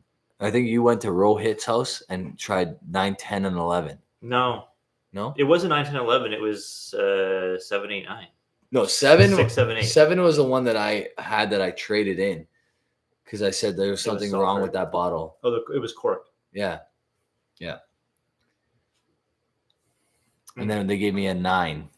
Either way, find one. The first Rachel Berry one was good, but any before Rachel Berry were great. I forget who I met up for that. Who I met in person at like a parking lot in Brampton for that bottle. It was crazy. I sent the email to Glendronach saying like, this bottle's corked. There's something wrong with it. Paid good dollars for it. Yeah. Like, I'm gonna review it, or I don't know what. Like, if you guys want to work something out, we can switch this bottle out or something. And they're like, yeah, we'll switch it out for you. We'll give you the batch 9. So they did. And I met some dude. Like, I gave him my bottle, and he took it and gave me the batch 9. Nice. I can't remember who that guy was for the life of me, but that's sweet that they did that though. 100%. That was really cool that they did that. And like any good company should do that. You know? Yeah, I mean, I feel like if I wasn't a whiskey reviewer, they might not have done that. They might have been like, oh, well. Yeah, maybe. I hope not. But I traded you a Glendronach for a GTS in a parking lot in Brampton 10 years ago. Which Glendronach? For a GTS, George C's. Oh, yeah, it was like a half bottle or something, an open bottle of GTS. What? Spirit for us trying to make a Grandeur joke. Did you see it? What do you say? Why is Grandeur 6 afraid of Grandeur 7? Oh my gosh. Because 7, 8, 9? I mean, you gotta appreciate that. Kevin with the dad joke. with the dad joke. Hard dad joke right there. And like the numbers 6 and 7 trigger the hell out of me right now as a kids teacher. say that so fucking much. It drives me crazy. I feel like there's so much like 6, 7 talk that it's becoming like really fucking lame. So I hope so. Stop saying. I can't wait. I told my son, do not be the last person still saying that. Like, you will not be cool. I saw a commercial. It was like for a food. It was like a fast food commercial, and they were selling their whatever for $6.67. And they're like, 6, 7. I'm like, that's it. That's got to be the end of it. This right? is the end. Yeah, that's got to be the end. Zedman saying your Glenfarclas 1990 30-year-old is 1400 here, Australia, not Austin. I paid that much for 6 Springbanks that I got this year. Wow. Yeah, that's a lot of money. Rob just responded, but 8, 9. But 8, 9.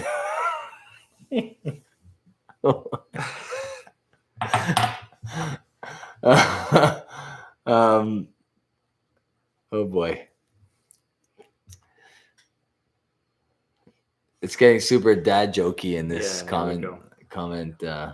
Do you think that $200 for a 15-year-old Springbank is worth it? Depends If which. you're talking US dollars and you're talking 2020, 2021, 2022. 2021, 2022. Yes. Anything in 2022, yes. 2022 was the best year for 15. As far, like, for my knowledge, that's true. Yeah. Like, any 2022 was by far the best. Yeah, you got to take a look at the bottle, hold it up to the light, see the little barcode. It will say the bottling date. There's, like, in Canadian auctions, those Springbank 15s go for a lot of money now. They go for like $300-400 each. Really? Yeah. How is Waddington's auction doing these days? You can get some decent deals. Look, I feel like it's come down. It's come down. It's not as crazy. The Alberta auction one, you can get like really good deals. Yeah. For those that don't know, Waddington's was like a auction in Ontario, and it was really the only way you could legally buy secondary market Scotch or whiskey for your restaurant. Yeah. Right. Yeah. Because the laws in Ontario, you have to buy through the LCBO, but the Waddington's auction, you could bypass that if you bought through them. Correct. And people just like, it was essentially like a front for washing money, right? It was. This is really good. This is really good. I know. Yeah, I scored it appropriately the first time I tried it because I was like, "This is fantastic." But you're right; it has opened up. It's better now. It's different now. Like it's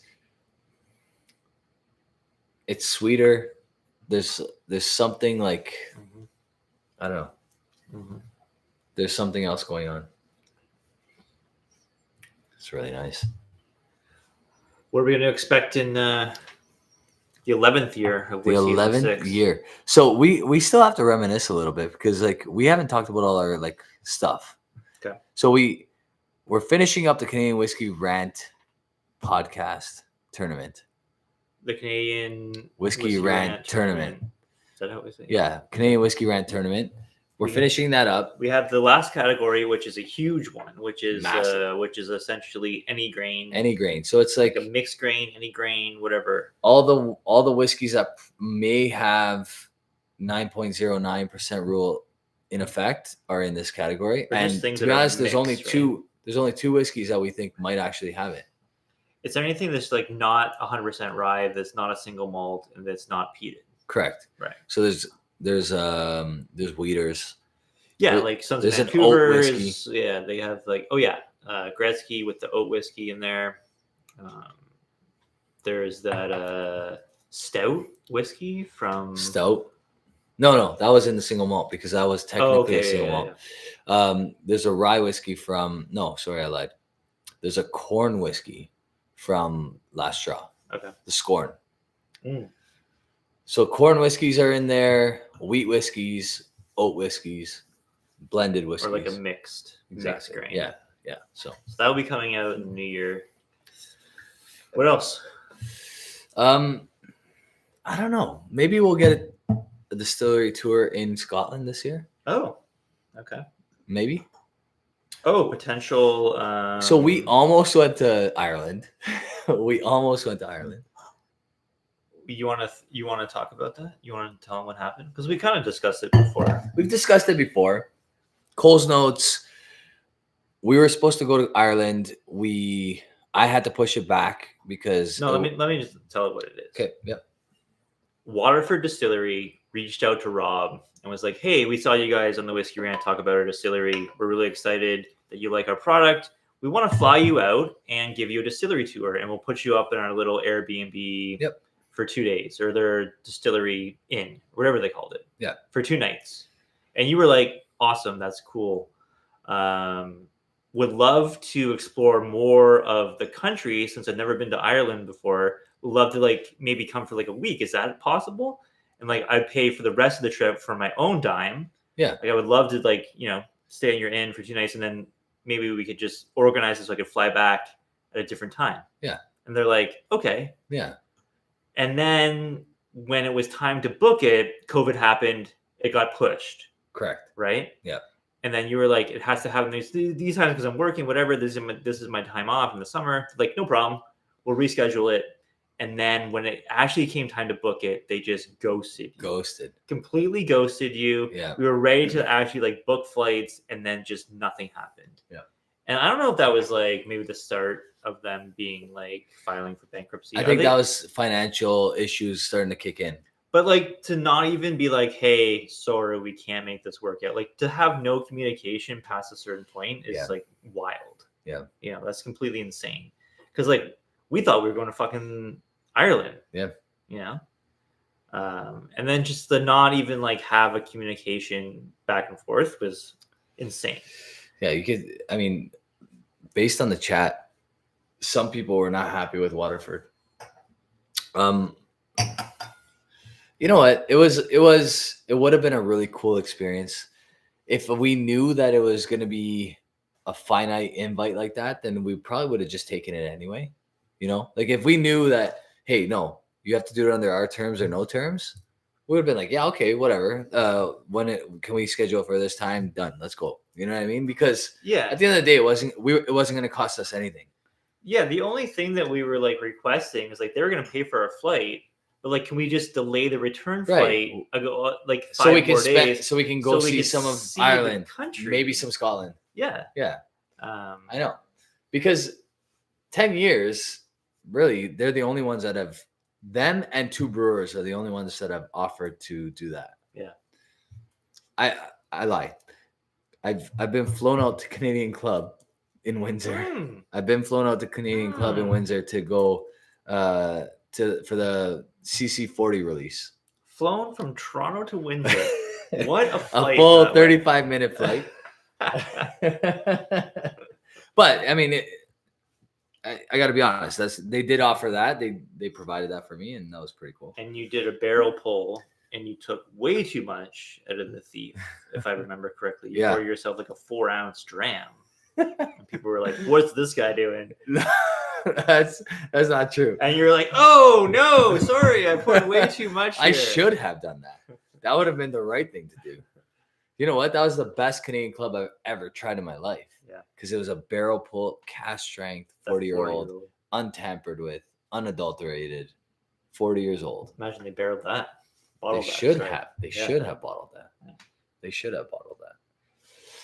Let's catch up over here a little bit.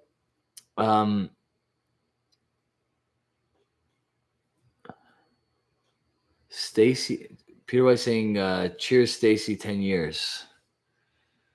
I don't think they even tipped off their own people, to be honest.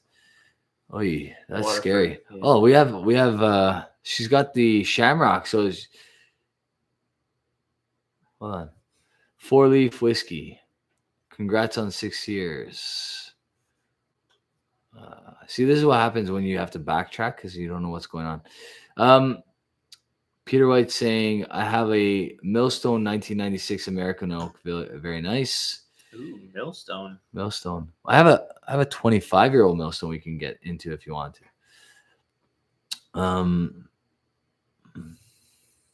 Oh, okay, there we go. Cheers on 10 years. Thank you. 4-leaf, appreciate that. So honestly, there was some Waterford stuff that we liked.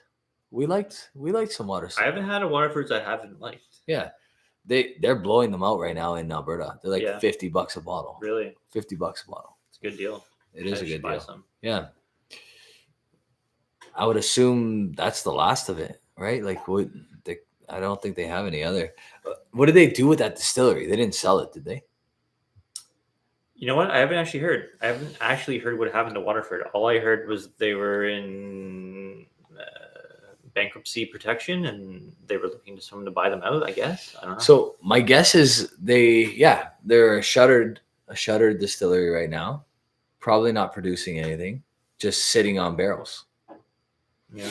And from what I understood, there was a lot of money dumped into that distillery. So there's probably a lot of like barrels just sitting around.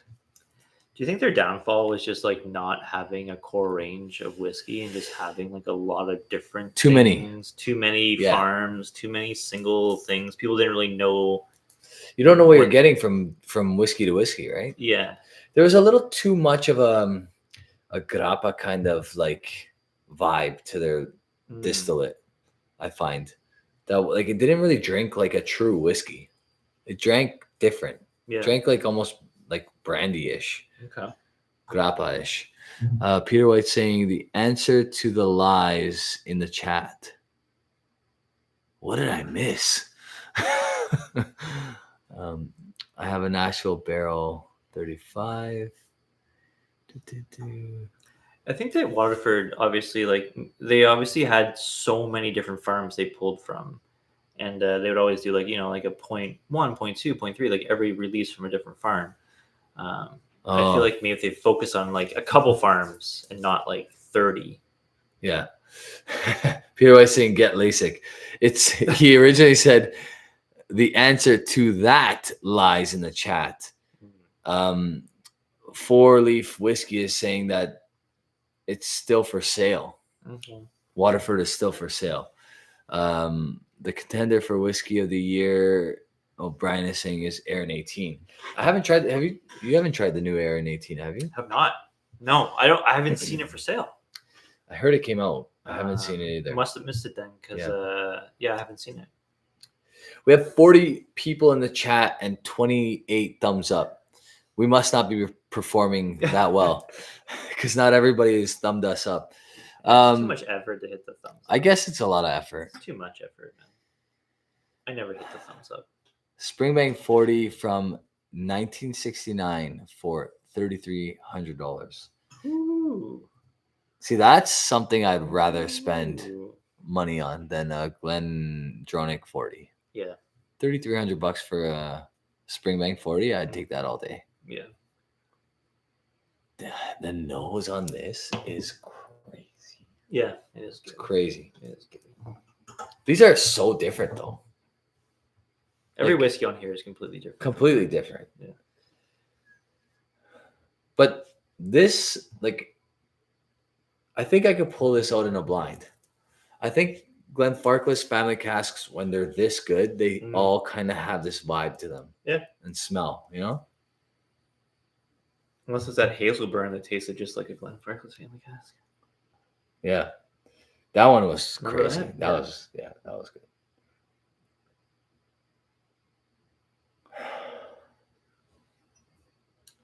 What else coming up on the channel? So I don't know. I think we should do a bourbon blind tournament next. Back to bourbon. Back to bourbon. I've got a lot of bourbon that we gotta get to at some point. So you bought a lot of bourbon? I got 1, 2, 3, 4, 5, 6, 7, 8, 9, 10. I got 10 bourbons up there. Okay. I got 10 bourbons in the side that I don't review or I haven't reviewed. And then I have maybe 2 or 3 on the side that I did review. So I'm thinking if we do a blind tasting. I haven't purchased a bourbon in forever. Do you have any legit contenders for a winner in your stash? Like what kind? Because I have the Angel's Envy 10 cast strength. I have the Larceny barrel proof that's supposed to be a really good batch. I have E.H. Taylor. I have some other stuff over here that, if we throw them into a blind, do you have anything that I have bourbons that are good. They're just from 5 to 10 years ago. Does that matter? Who cares? I think bourbon deserves a little bit of a shot to some attention on this channel. And before this whole crazy crap happened with Ontario and removing all the bourbons off the shelf, that was the original plan before the Canadian Whiskey Rant tournament. Yeah, that's true. So I think maybe if we can add maybe 5 bottles to this tournament, maybe we'll source some bottles that people think would be easy contenders to win. I mean, these tournaments always do well. We could definitely do bourbon again. We could do an NAS Scotch. NAS Scotch is always good. Within a certain price point, maybe keep the price point pretty even. We could do. We could almost do a 5-year-old now. We do 5-year-old Scotch competition. There's a bunch of 5-year-old. Very interesting. That would be interesting. We Beastie, Miko Tour. There's a bunch of Miko Tour with Springbank 5. The few Springbank 5s that we have. There's others. We could do that. We could do a 10-year-old. We've never done the 10-year-old category. 10-year-old category would be great. Thing is, like with Scotch, it's almost like 2 categories: peated, unpeated. Yeah. Right, for every age, right. Pretty much. Yeah, it's hard to mix them. Right, and then it's not because you just kind of totally know fair. what the peated one is, or a couple peated ones are. We could do a sherry bomb tournament, no age statement, or like no age restriction. That would be cool. Just heavy sherry bombs. Just monsters. Okay. I like that. It will be IB versus OB. Yeah. Peter White just said. Oh, someone already does that. Oh yeah, me. Yeah, independent bottling is always kind of. I mean, it's hard.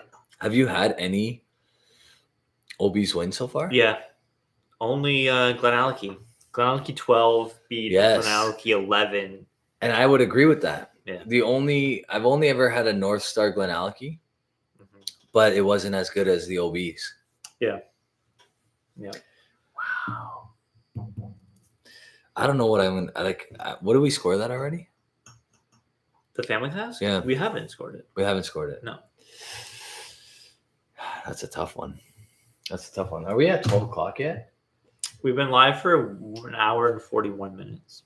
So at 12 o'clock, it'll officially be my 10-year anniversary. Okay. So we're staying up till the countdown? Should we? There's 44 people in the watching, so. I went back to the Highland Park. I just wanted to pour something else, and like this is my bottle, so I was like, I'll just pour more of that. You can pour whatever you want. Yeah, I get it, but I've already poured the Glenfarclas twice. Yeah. We have others. We have other things. There's some really good stuff. We're 30-year-old whiskey you got. Oh here. No, I don't have any more 30-year-olds. Come on. I know. Let's go through some of these videos real quick. Some of these ridiculous, like no thumbnails. The no thumbnail is crazy. Like this guy, like what are you doing here? What is this? That's bad. That's a crotch shot. Crotch shot. This is the best. Look at the intro. Empty seat. Empty seat. Empty seat walk around. And just into full like man spreading. I'm hoping people are looking at my eyes. A little Dalwhinnie. Dalwhinnie 15. When's the last time you drank Dalwhinnie 15? Then that day. that day. 9.9 years ago. Glendronach 12. That was a good bottling of that too. What year? I'm pretty sure that was like 2014 or 2013, something like that. I think 2012 was the year. Was it 2012? No, like 2012 was the year that it was actually 18 years old. I think I might say that. It looks too light though. Yeah. It looks too light to be the old one. It was still so good back then though. Oh, this is the one we're talking about, the Balvenie 21. That's the Balvenie 21. 47.6. Another walk around from the back of the camera. It's all walk through. Oh, and the camera shake too. Camera shake, pressing play. Dude wearing way too tight shirt. Club Monaco, medium size. I'm pretty sure that's just H&M. Sleeve tee.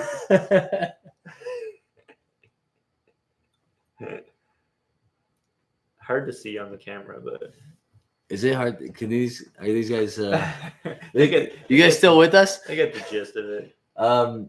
2 Wisers back to back, 18-year-old, and then the 150-year anniversary red letter. That was a good bottle. That was a good bottle. Yeah. And this bottle blew my mind. I remember early on, I was like, "Wow, this is so good." The Glengoyne. Remember we used to get the teapot dram was probably my favorite from them. Teapot dram was excellent. Love that. Look at this one, Nika 10-year-old. Why was it so small? Straight from work with the work. 100%. That was straight from work. Dress pants. That was So there was before COVID. Just grinding.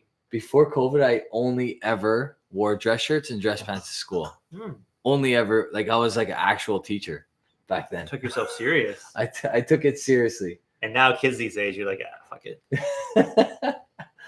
Nadura 16-year-old. That was a good one too.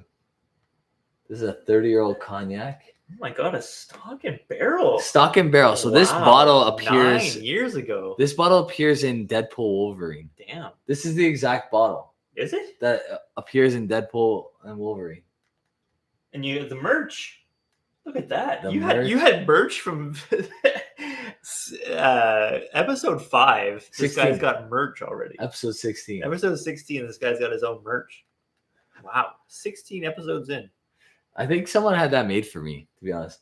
I'm wearing a suit in this one. Why am I wearing a suit? Look at this. Looks like you're in court, like fighting a traffic ticket. And then this is the re-review of the Ruby. Okay. This is the re-review of the Ruby. Very underrated bottle. Very Super good. underrated bottle. Yeah. I wonder how we would feel about that bottle now. Like, would we love it? Damn, I sold one too. I Me too. had one and I sold it. I did the same thing. Yeah. I have that sweater still. I have both of these sweaters still. At least now you're screen tapping at least like with the bottle. Yeah, because at that point you can kind of like You just could select the thumbnail. which thumbnail it was. They still I didn't even know how to make a thumbnail for like at least 2 years. I think the first thumbnail I actually made, Roy Aquavite made it for me for my Whiskey of the Year 2017. He made it for you. He made it for me. Look at this. Recommended Scotch, the Macallan Amber. Macallan Amber was not great. It was No. fine, but I drank through a lot of those It bottles. wasn't that though. good. I went through a lot of Macallan Amber back in that day. The Sienna was okay. The Sienna was like as good as the 12-year-old 43%. Who did I think I was back then doing an overrated, overpriced so early? 9 years in. Not 9 years ago, sorry, I should say. I think I remember seeing this. And I think your takes were pretty good. They're all right. On overrated, overpriced. Yeah. I remember just being super disappointed with this particular bottle. Glenlivet 25. Glenlivet 25. Yeah. Because I bought it for Tristan's, like, when he was born. And it was not You that gave good. your newborn Glenlivet 25? No, I bought it, like, to celebrate him being born. Glenfiddich 12. I don't remember doing this review ever. You probably scored it way too high. I probably gave it a B. You probably Remember yeah. Oh, you were only given letter scores. That was such a brilliant move early on because it was Was so like I don't know if it was brilliant because every single whiskey was either one score or the next. it was a B, B minus, A minus. Or A. Or No, A plus. I didn't give anything an A plus. Okay. I didn't give anything an A plus for like I didn't give anything a 90 worth until Did like you give anything 4 a years C? in. I gave a few things a C. Okay. Yeah. Oh. This bottle was like, how did I access this bottle back then? Like, Glenfarclas 20-year-old. Single cask? single cask. There you go. Yeah. Oh, look, you got a little sample. That's a from That London, the London whiskey company. No. London, England. This is when my brother-in-law lived in London. He taught in London for a whole year. Isn't that what's that whiskey store? Mm. This is that big whiskey store in London. What's it called? The Masters of Malt. Masters of Malt. That's what it is. Okay, yeah. So this grappa, someone sent me a screenshot of this recently. He's like, I was looking at this grappa at the LCBO, and I went on YouTube and I found this review. The only review ever. And it's a great grappa. Yo, are we gonna do the "Don't Call Me Grappa"? Say grappa to me. Say grappa to me. We should. I have today I was at Monty's house. He's got some. And he introduced me to a 10-year-old grappa that's like $90, Okay. and it's delicious. And usually a 10-year-old grappa is like $450. Okay. Yeah, like old grappa is really expensive. We should do that because we've talked about doing grappa review for like 3 years. We'll do it. Okay, let's do that the next one. Well, the next time we record a whiskey rant tournament video, We're gonna do grappa. we'll do the grappa after that. Make sense? Yeah, you want to have your palate warmed up before you do grab it. What are you trying to say, man? I don't want to taste any of that. Look at crap. this Johnny Walker swing. 35,000 views. 35,000 people have tuned in to That watch. doesn't surprise me, because when I did the number one comment on my like Johnny Walker review is like, "Where's the swing?" So Which okay, is discontinued, right? this next video is actually a little sentimental because it's the Canadian Club 30-year-old, and I remember talking about my grandfather just passing away. So I took like a month or two break between these two videos Okay. because my grandfather had just passed away, and I remember talking about this whiskey because I was like, I should have opened it when he was still alive. And this video taught me that bottle taught me a lesson. It was that open your bottles when you get them. Yeah. Because you never know who you're not going to get to enjoy that bottle with, if you know. But like that was a good value purchase, eh? That was a great value purchase. That was like, I want to say that was less than $200. Yeah. I was gonna say it's less than 150. It was about 150. Yeah. It was about 150. Glendronach 21. Glendronach Parliament. Still got one of those on the shelf, unopened. So Canadian Club 30-year-old versus Alberta Premium 30-year-old. You want to know how much that Alberta Premium 30-year-old is? I'm not sure. Peter White's looking at it right now. That Alberta Premium 30-year-old, he already put it out there. $52 Canadian. Wow. 30-year-old, 100% rye. What the Okay. fuck? Now the problem was it was bottled at 40%, but it was 30 years old. Still. That's crazy. Pennies. Even if 10% of that was 3-year-old whiskey, what would a Scotch go for if it was 10% 3-year-old Scotch and 90% 30-year-old Scotch? What would that, like a Compass Box would do something like Compass that? Box with their classic 3-year-old, right? Yeah. Yeah. What did that go for? 3-year-old deluxe. Wasn't it like $500? It was like $600, yeah. Because it was 30-year-old whiskey.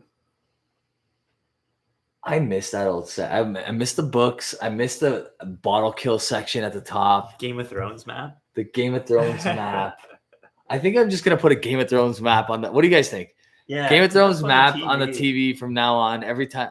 I miss Game of And we Thrones. just put some books over here. Maybe it was down there. Down A couple there. Books. I got some books. You got some books, yeah. Canadian whiskey. I got a few books. I got some Davin books. Yeah. I need Like that. I need a Ralphie book. Don't I have a Ralphie? Do you have a Ralphie book? Don't you? I got 3 Ralphie books.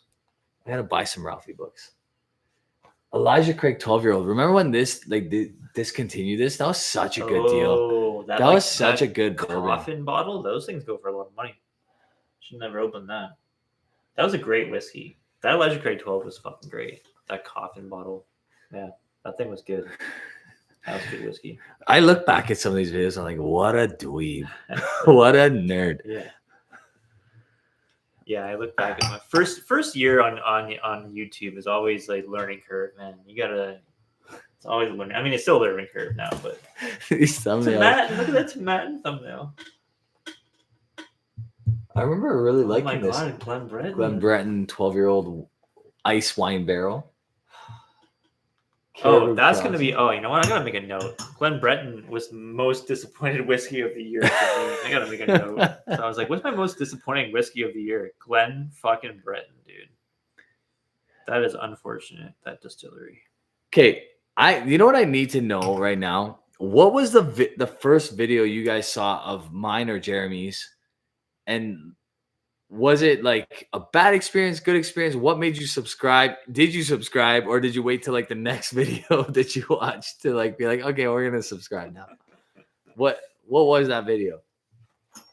Caribou Crossing. I remember that being pretty good. Macallan Select Oak. Garbage. Ew, Macallan Select Oak. Gooderham and Warts 4 grain. Garbage. I thought that was good. It was decent. Opalney 12. Was this 40% back then? Oh, I missed that shirt. That was a great shirt. You know, one of my best friends, Arya's godfather, bought that shirt for me when he was in Thailand. Great shirt. I missed that shirt. I don't know where What's it the is. little sample bottle you got? Yeah, where did I get That that? is dope, dude. Yeah, that was cool. That's a sweet mini. I like that. That's a sweet mini. I was heavy into like just going bonkers for Thai boxing back then. That's why I was so skinny. Glenn going 21-year-old. That's a sample bottle, I think. Did I have the whole bottle? Yeah, Thai Yeah. MMA. I had a mini. M1. I had a 50%. I remember this. I bought that from London as well. Man, this got 9,000 views. This video. Huge. Shocking. Absolutely huge. Woodford Reserve Distiller's Pick. Distiller Select. Hey, there's a grappa video right there. Nonino 20. No, that's actually a brandy, I think. No, that's a grappa. That's a grappa. This might be your least viewed video ever. Only Wait. 330. There's a few of those. There's a handful of those. Glen Breton is horrible, Peter White says. Yeah, no kidding. No kidding. Glen Breton needs to be purchased by someone who knows what they're doing and refinish every single cast. It needs a Billy Walker. Yeah. It legit needs a Billy Walker to come in there and do it. Revamp it. You gotta literally hit all that with new oak. 100%. You gotta get that charcoal, really like refine that. You gotta redo everything in the distillery. Every single thing needs to be redone. Lobo's saying it was the Cavalon Sherry cask, maybe video that got him in. Ben Demon Hunter says Canadians doing what Canadians do best, self-deprecate. Yeah, that's it. That's what I do best for sure. 52 viewers watching me self-deprecate. Thank you very much, guys. This is a bottle that you love. Old Pulteney 17. That was such a good bottle. My next review coming out. Old Pulteney 18 versus Old Pulteney 17. I just shot it today, actually. Nice. Yeah, man. Gotta rediscover Old Pulteney if you haven't. So good.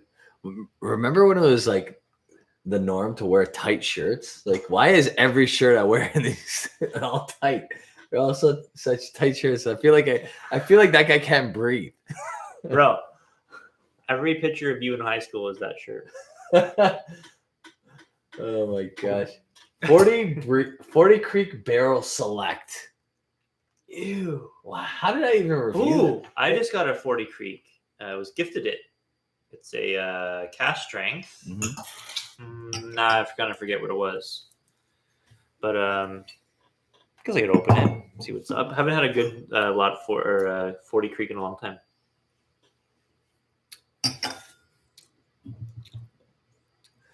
I don't know, man. I feel like my score might be too low on that. Okay. You might have to redo your Whiskey of the Year video. No, because it's way too expensive. Oh, right. You have to be under 500. Under $500, yeah. This bottle I want to re-review. Glenmorangie Signet. I reviewed it. I remember I did not give it a good score, although a lot of people will watch that video. Someone told me that their Whiskey of the Year this year is Glenmorangie Signet. Maybe it's gotten good. Macallan 18-year-old. This is a 1995. Oh, what a nice vintage year for that, man. Yes. 95 or 96? You're excited about this one. I am excited. I can't even decide what I want to show first. Excited about this. The Ralph Lauren the polo shirt. Why isn't the collar flipped though? No, but like the alfalfa thing was a real, and it still happens now. Like I just recently posted a 10-second fresh pop, and I'm like, the alfalfa thing is back. It's 1997. 97. That was a good one. Yeah. That was the last year they did the last year before they switched it from a vintage to a bottling date. My sister-in-law from Florida got me that bottle. Yeah. She used to get me those bottles. Here we go. Yes, here we go. This is when Jeremy jumped in. This is when I started watching. And if you look at this video, see my comment and be like, dude, what the fuck are you talking about? This whiskey sucks. It tastes like someone put like those fake whiskey sticks in a fucking whiskey. I remember the comment section. It's like, look at this Drake-looking wannabe reviewing a Drake whiskey.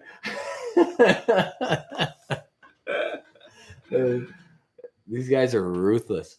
Yeah, the comment section on that video is pretty ruthless. this video here.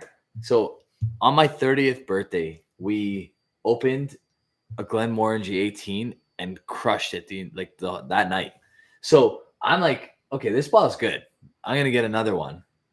Oh no, I just did it as a sample because I was like, I still have the empty, and it was not as good as I Why do remember. they call that extremely rare? Is it? They still call it that, I think. Extremely rare. It's 18 years old, bro. Nice Disturbed shirt though. What's that? Nice, yeah. That was a great concert. Yeah, that was a great concert. Oh, this is a Northern Harvest rye aged in a barrel. That was my buddy Mike. Yikes. Some good times. Oh my god, Appleton 12.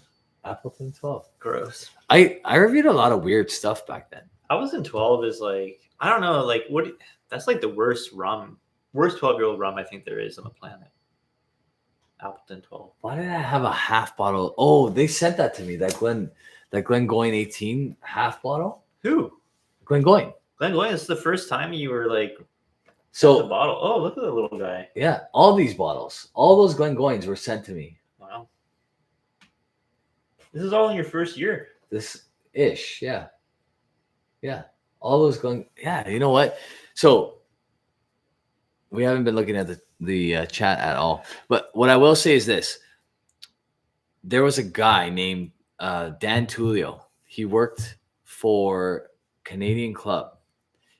And he introduced me to all the Praxis people, which is like PR. But he also introduced me to other PR agencies as well, whatever. And he set like the tone for me being introduced to like get all these free bottles and stuff like that. So so this is all a product. Dan Tullio helped me get to where I am today. Yeah. He retired very shortly after I did that 30-year-old CC. Because he worked for Canadian Club. Do you want that connection still? Remember this bottle? Remember that? Like, I think they still have it. CC20? Ask Peter Ono. Do they still have the 20-year-old CC that's like, it was like $50 back then. It was cheap. I don't know if they still do, but they still have that 100% rye. That's not a bad bottle. This was decent. Yeah. This was decent.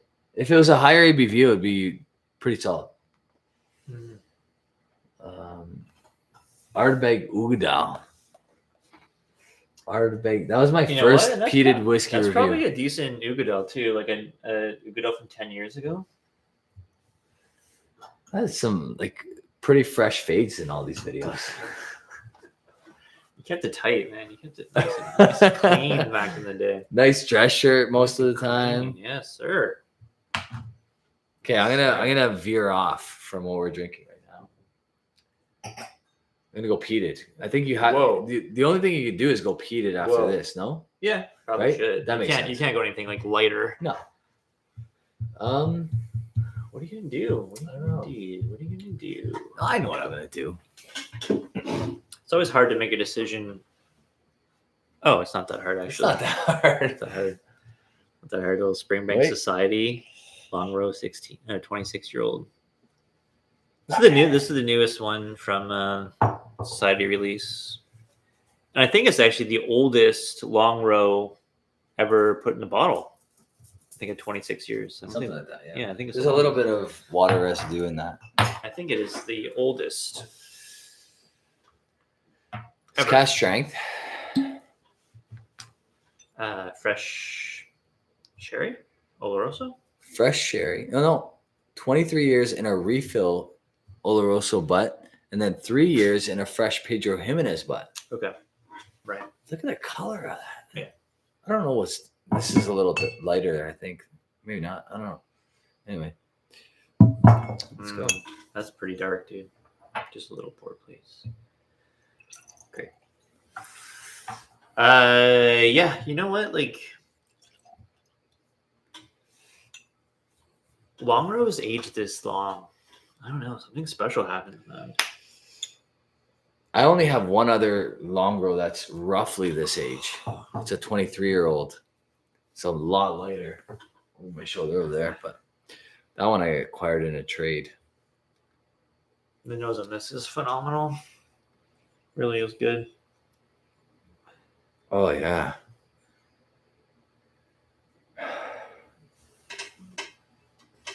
Oh, Spirit for Us is saying that the Longrow was the second highest rated whiskey on Whiskey Base this year. It's a 90.99. Wow. So 91 basically. Looks amazing. Whiskey and SV. Our boy Sam in the house. Sam, what's up, dude?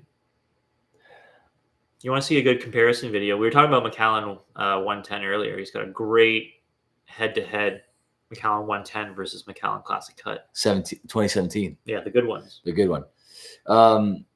So a bunch of people joined us while we were backs turned looking at the TV. Craig saying, congrats on 10 years. Cheers, buddy. Actually, in exactly 3 minutes, it'll be officially 10 years. Oh, it's got a countdown. It's like New Year's. Exactly 3 minutes. Damn, the coffee note on this palette is crazy too. On the palate? Yes. The nose, dude. I can't even Yes. get off. Like, that nose is crazy. And like you still got a lot of funkiness, right? Like the funky aspect on the finish. The nose is all funk. The Yeah. nose is crazy funk. Yeah. Like, I wouldn't even peg that as just peat. Like, there's something else. That's something else. That's not just peat. Something else makes that crazy. It's like wet socks were put into the cask.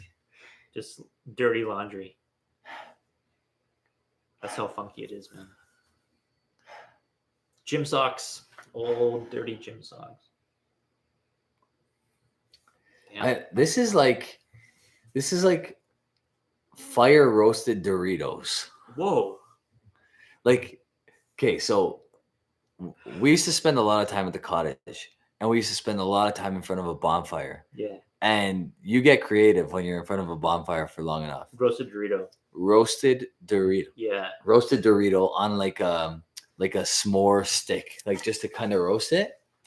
When you were a kid, did you like setting stuff on fire a lot? Of course. Yeah, it's fun. Yeah, Right? It's a lot of fun. Yeah. We used to like get a bunch of lighters and like, you know how you like you'd flip the top off and then like unscrew the thing so that lighter fluid would start spewing out. Yeah. And then light it would be like a flame. Like, yeah, we used to do that. How we didn't like burn down the forest behind our house was a miracle. Or ourselves. Like, I've the amount of near death experiences I escaped as a young kid. Really? Too many. Yeah. We did dumb stuff, but like I was never close to like being like hurt or dying like that bad. Okay, maybe I'm like exaggerating, but like what probably like things that I would never let my son do now. Right. Yeah. Like never. Yeah. Or should you let him do it because it's like it's a learning experience and you become, you know, better at society? Maybe. Like, isn't that the problem with kids now? Is like they have fucking mitts on and can't. That's it. Boss just Sam Bob just said officially 10-year anniversary. Boom! Here we are. Fireworks. We've hit it. We've hit the countdown. 10 years. 10 years officially. Damn. We just said that at the same time. Damn. Whiskey and SV saying love you guys. Spirit for Us saying it was the Whiskey Base year on review. I've never even heard of that. Sasha throwing in some confetti for us. Oh, nice. Silent Bob, man. Gotta respect that guy's work ethic, even from abroad. Hardest working man in the whiskey business. In the whiskey producing business. Cheers, everybody. Thank you very much, guys. I really appreciate all of you. 45 people in the chat. This might be the best whiskey we've had tonight. This is what I mean about peated whiskey. It's not fair. Damn, it's not fair to like actually put next to unpeated whiskey. Listen, like maybe it's not the best, but it's like it's drinking very, very well right now. It is drinking great.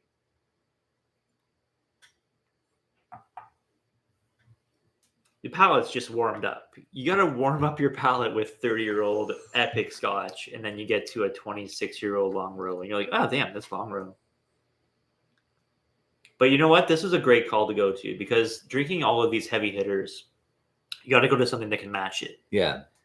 Yeah, you can't go back. Like, you have to go something peated, but with a little bit of age. The palate on this bottle is ridiculous. I love that they did a bunch of half bottles and a bunch of full bottles. Because, like, let's be honest, a lot of people are gonna have a tough time buying that, right? It's $1,000 bottle for the full bottle. It's $1,000 bottle for the full. For the half, it's $500. Even with the half, well, it's like $450. It was $450 and 75, tax, something like that. right? Yeah. So even like that, it's like, yeah, is someone gonna really spend $450 for a 375? We did. Oh yeah. Both of us did. We did that. Thank you, everybody. I really appreciate you guys all. Love having you here. Love that we've been doing this for 10 years. And those of you that have been around for 1 year or 10 years, I appreciate every single one of you. 10 more years. So a few people actually said that in the Whiskey of the Year. Jay Fretless. I haven't seen that name in a long time. What's up, buddy? Thank you. Congrats to me, and thank you to you. Whiskey Tube. How old is it? Like, how long has Ralphie been on Whiskey Tube now? 13. Was he the first? Was he the actual first, or was it Whiskey? Was it the Whiskey Bitch, or was it Whiskey Bitch wasn't first? There was that Pyle guy. I remember that guy. Something Pyle. Yes, Jordan. Maybe Jordan Pyle. I feel like it was Jordan. And then there was like a Luke. Luke I remember that guy with the sword in the background. He had like a Zelda sword, like a Link sword Jason in the Pyle. background. Jason Pyle. There's that Luke guy. Those are old school guys. There was one guy that did. Was it the Luke guy that he did? No, Jason Pyle. He did reviews from his pool table. Mm-hmm. He had Pappy Van Winkle before it was popular. What about the Whiskey Hound? When did he start? He started pretty early on too. Yeah, Whiskey Hound. I love that guy. Yeah, that guy's Liquor Hound. Liquor Hound. I had Liquor Hound on my channel before. Did we do a live with him once? I can't remember. Did he appear? He may have appeared. He came on the channel. This was before we started the Whiskey Rant, I think. Yeah. I'm trying to think who predates Ralphie, and it's really hard to think, but it might have been Sour Mash Manifesto. Guys. Oh, yes. Wow, now we're pulling from long time ago. But how does Boss? Peter. That's Peter doing that. Yeah, that's not Boss. Peter White knows. That's Peter White. Yeah, of course Peter White knows that. Really I made a trade with Peter White before I started Whiskey in the Six. I'm convinced. Oh, the Bourbon Brothers. Bourbon Brothers. Yes. They used to get like media samples before anyone got media samples. They were talking about BTAC before anyone was talking about BTAC. Those guys are fucking old school. Honestly, South Florida Pete Lovers started pretty early too. They started pretty early. You know they're old because they were buying Yamazaki 18 for like $200. $100. It was $100. Yes. Can you imagine stumbling upon Yamazaki 18 at $100 if you had a time machine? Like, I think I would buy 40 of them. Yeah. 100%. What do you do? Like, you have to. Yeah, man. Yeah, it'd be interesting to see if those guys actually predate Ralphie, because I think they probably do. I think they actually probably, or they're around the same time, right around the same time. It's like 13 years ago or something like that. 14 years ago. Is this one of the best Springbanks we've ever had? That is a great question and really hard to fucking answer, because like so hard. Because, like, if you take our favorite Springbanks we've ever had, and maybe you have a list of 10, it's got to be floating somewhere around there. It's up there. It's in the 10. It's in the 10 for sure. I think that a more fair comparison would be, like, what is it the best society bottling that we've tried? I think so. It's between this so and... 28-year-old Springbank was really good. A 28 was really good. That 28 was really good. I don't know. But I think this is better than the 28. It just has more going on. It's like more character. Without A/B testing it, it's hard to say. It's very tough. Very tough. Remember that 12-year-old Burgundy that I had, the single cask? Yeah. That was stellar. Yep. That was stellar. Damn, we don't see those anymore. Does Springbank even release that? You know what? It took me 10 years to figure out why I got that bottle. So I remember I was doing that like thing with Snups, and then there was a guy on Snups who was a subscriber and whatever, Josh, I'll never forget. And he wanted to send me that bottle of Springbank 12-year-old Burgundy single cask only for California. So he did. He sent me a bottle. And I begged him to buy a second. He's like, no, I can't part with any more bottles. But I loved it so much that I gave it like a Yeah. we all did. We loved it. Yeah. He had like 2 cases of that bottle. So he was brilliant because he sent me a bottle, made me hype the shit out of that bottle, and then had a bunch to drink and a bunch to flip at like probably 10 times the price because everybody that could get that bottle knew how good I remember that. What is it? How old was it? Was it 20? It was 12. It was 12. It was 12. And it was phenomenal. Remember, like we did a side-by-side with like a standard OB bottling of the 12 Burgundy Springbank, and it blew it away. Like it wasn't even close. Damn. Why don't we see any single cask Springbanks anymore? Never see them there. I know we don't. Go Habs in the chat. Thank you very much, buddy. Go Habs. What's up, dude? This is the first time that Go Habs can like chirp us with some like. The Habs are better than the Leafs. I know. For the first time in like 10 years. It's a long time. Oh man, what a bad time for us. Spay Cop is in the house. Thank you very much for the congrats. Honestly, what a journey. Let's go back to some of these videos. I gotta do this a little bit more. Fast forward to our first video, which was probably in like year 2 or year 3. What was 48,000 views? Oh, that glass video was 48,000. The Northern Glass did a huge video, huge views. Yeah. That was my first whiskey of the year. Oh, nice. Okay, so we're getting there. Merch shot. The hack in the merch. Man, I did not get better at doing this for a long time. Lagavulin in 1999. Distillery. That's probably a great bottle. That was a great bottle. Great bottle. I had a Robert Burns single malt. I had a. Wow. You see what's in the background there? The Van Winkle 12. Oh yeah, the Lot B. Lot B. Yeah. I still can't stand when people always call that Pappy 12. Like, that's Pappy. Come on. Ripper's 21. How about that? Yeah. I gotta revisit that bottle. Oh, you actually opened your Van Winkle. I opened it. No, that might have been Peter White's bottle. You didn't open it. Look, there was a new one and an open one. That's Peter White's bottle. Peter White opened that bottle. This is 8 years ago. Damn. See, Peter, we've been boys for almost a decade. Damn.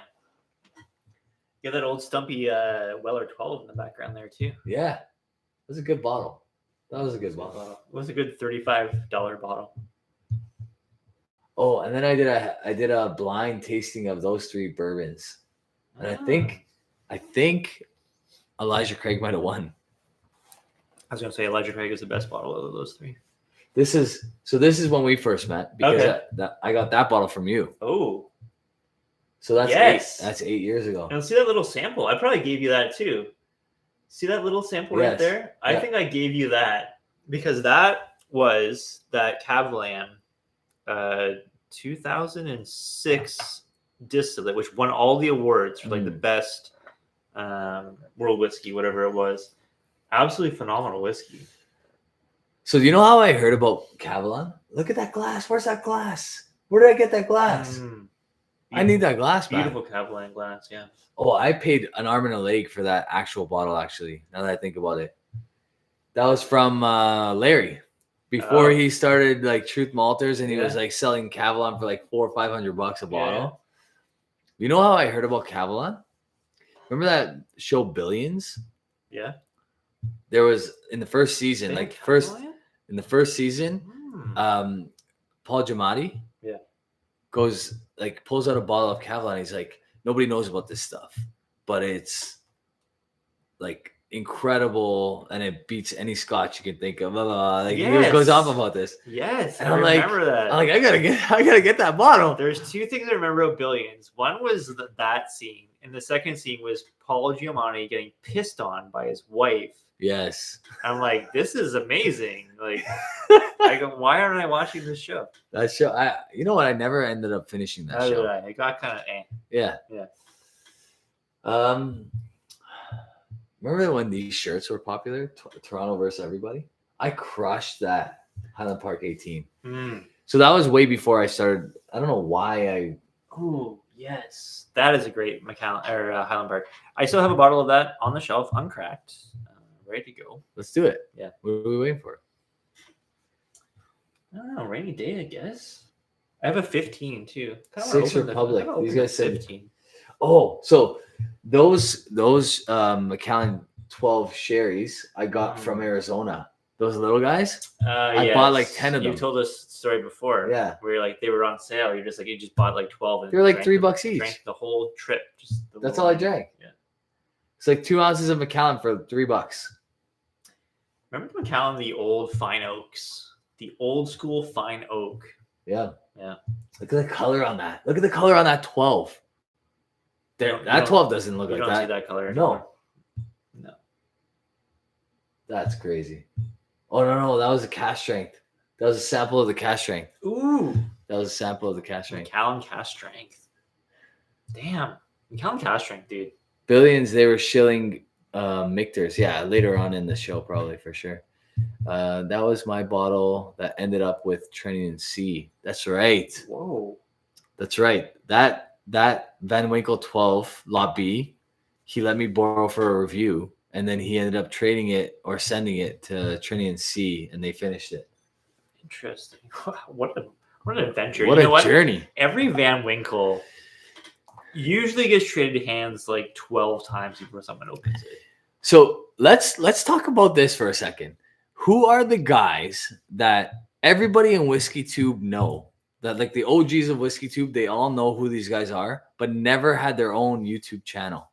So Peter White's definitely up there. Okay. Yeah. Richie Z. Richie Z. Richie Z is up there for sure. Yeah. Who is the other one? The dude from California. Richard, but that might just be us though, Richard. No, but maybe not. I'm sure a lot of like other guys know who he is. Who commented on my video? Richie Z is king. Yeah, 100%. Richie Z is the man. He still messages me all the time. I love that guy. Anybody talk to Swami? Go Habs. Swami Suave. Anybody talk I don't think so. What's going on with Swami? Swami Suave. He's got to be on this channel at some point. I gotta give you a name here.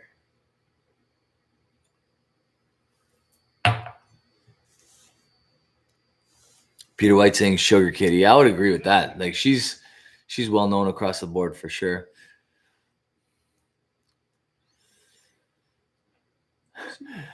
Go Habs. Leaf fans have suffered enough. You're right, man. I appreciate that comment. Spencer Gooderham on the channel. Remember this guy? Spencer Gooderham, yes, for sure. Spencer Gooderham.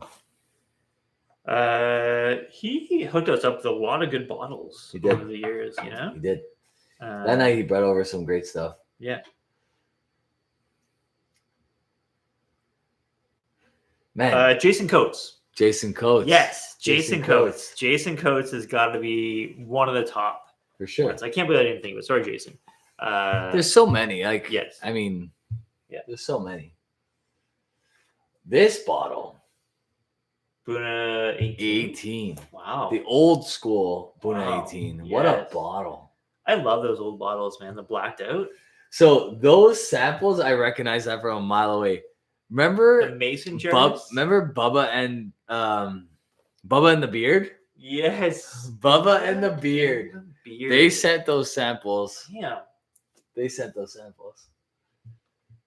Macallan Solus.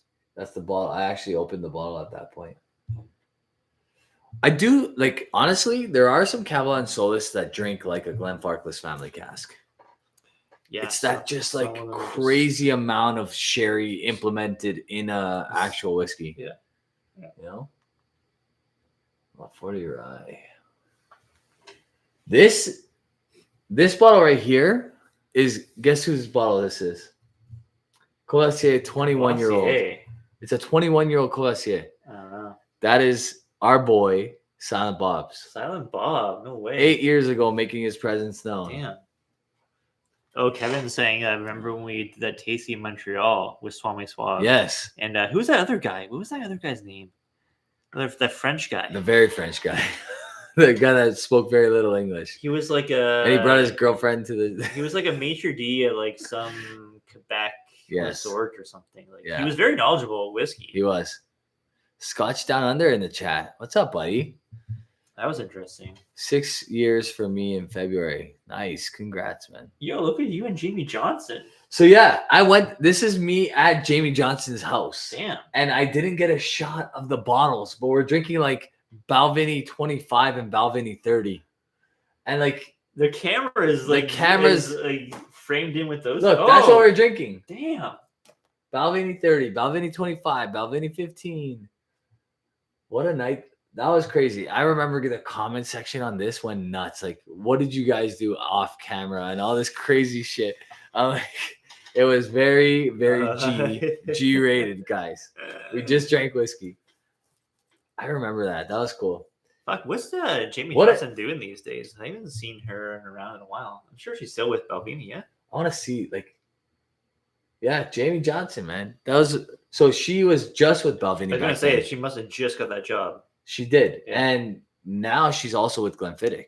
Okay. So she's with both. Because Beth used to be the Glenfiddich ambassador. Balvenie was Jamie Johnson. Okay. Then she took over for both.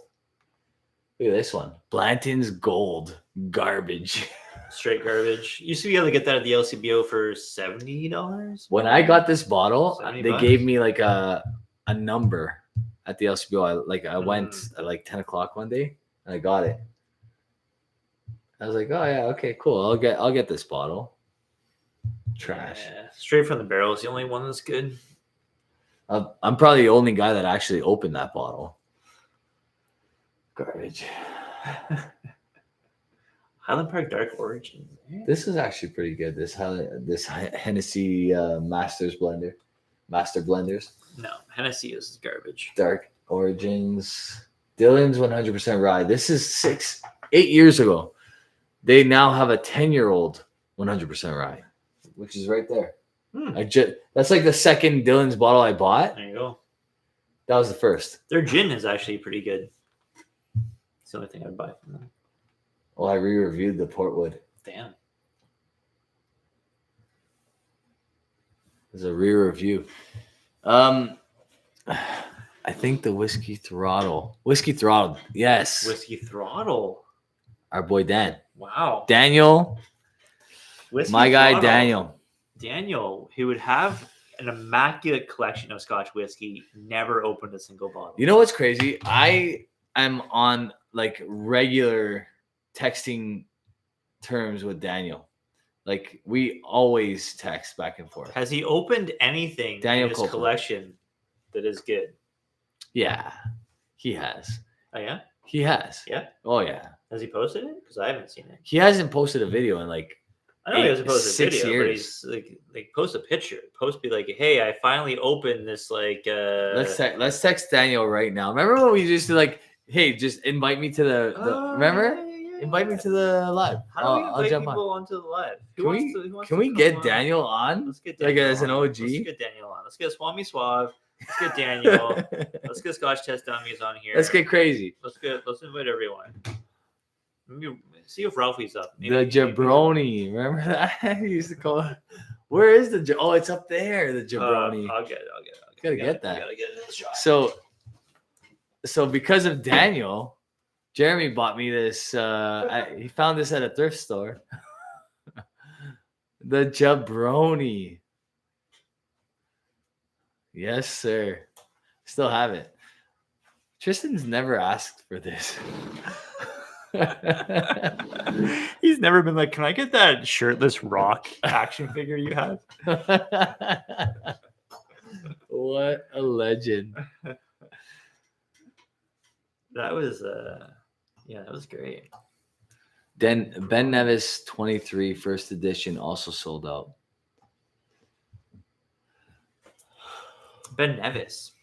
Peter White loves that bottle. That's a Ben Nevis is a distillery you never hear anyone talk about these days. Their OB stuff, everybody used to praise. Yeah. They had some good bottlings for Yeah. sure. They did, but I don't know. Wasn't Nika and Ben Nevis like the same liquid for like the longest time? They put Ben Nevis into that, right? That was the whole controversy. That was the whole thing Yep. about the Japanese whiskey just pouring scotch in. Yeah. Where is the fish? Still got the fish. Yeah. We always had the fish. Mm-hmm. In the old basement, it was on the far end. Yeah. That was, yeah. Fish are over here to my right. Nika from the barrel was heavy Ben Nevis, Right. not the rest of the Nika products. Right. Dustin, my guy Dustin. Dustin is a legend too. Yeah. He's been around from the beginning. Before he even was on a YouTube channel, he was around. Mm-hmm. He knows his shit. Yeah. Wow, he drinks some beauties. Yeah. This is the one that I thought. This is the one I was mistaken for. Glendronach, 19-year-old Madeira finish. Okay. Good? No, Don't remember. not good. Garbage. Not good. Trash. Straight trash. Not good. Oh, there's the Balblair 1992 release. That was a good bottle. The next video. So I had this, and then I think behind it is the Tawny Port that I was talking about, the 18-year-old. Okay.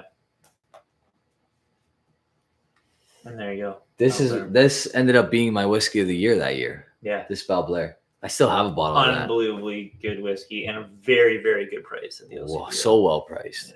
It was so well priced. And this is when I started making fun of you because you would be like, "Oh yeah, next up I can review this," and you would never review what you said we were going to review next. Jeremy, like straight chirps, Yeah. like for a solid year and a half. Yeah. And then, the next one is the Cavallans again. Well, It was.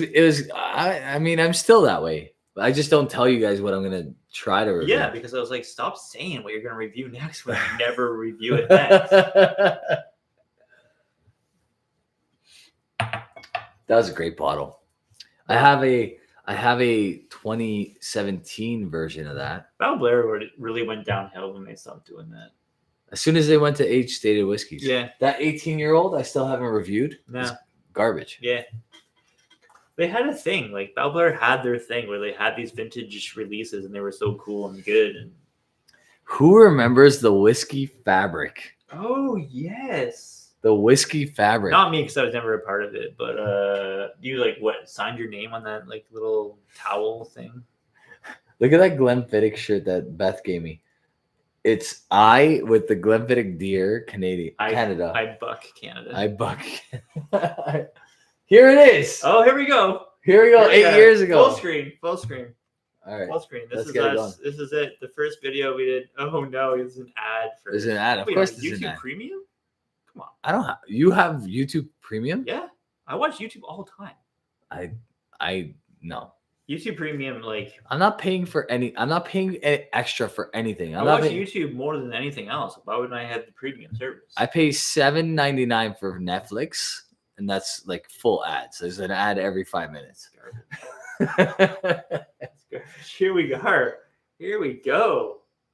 Look at that Here we beauty. go. Look how young these fucking guys are. Holy smokes. No gray hair, no gray beard. Right? Yeah, no raise. Oh, damn. Neither of us. how time has just destroyed our lives. Look at that beautiful Amontillado I have in the background there, just unopened. Yes. What an idiot.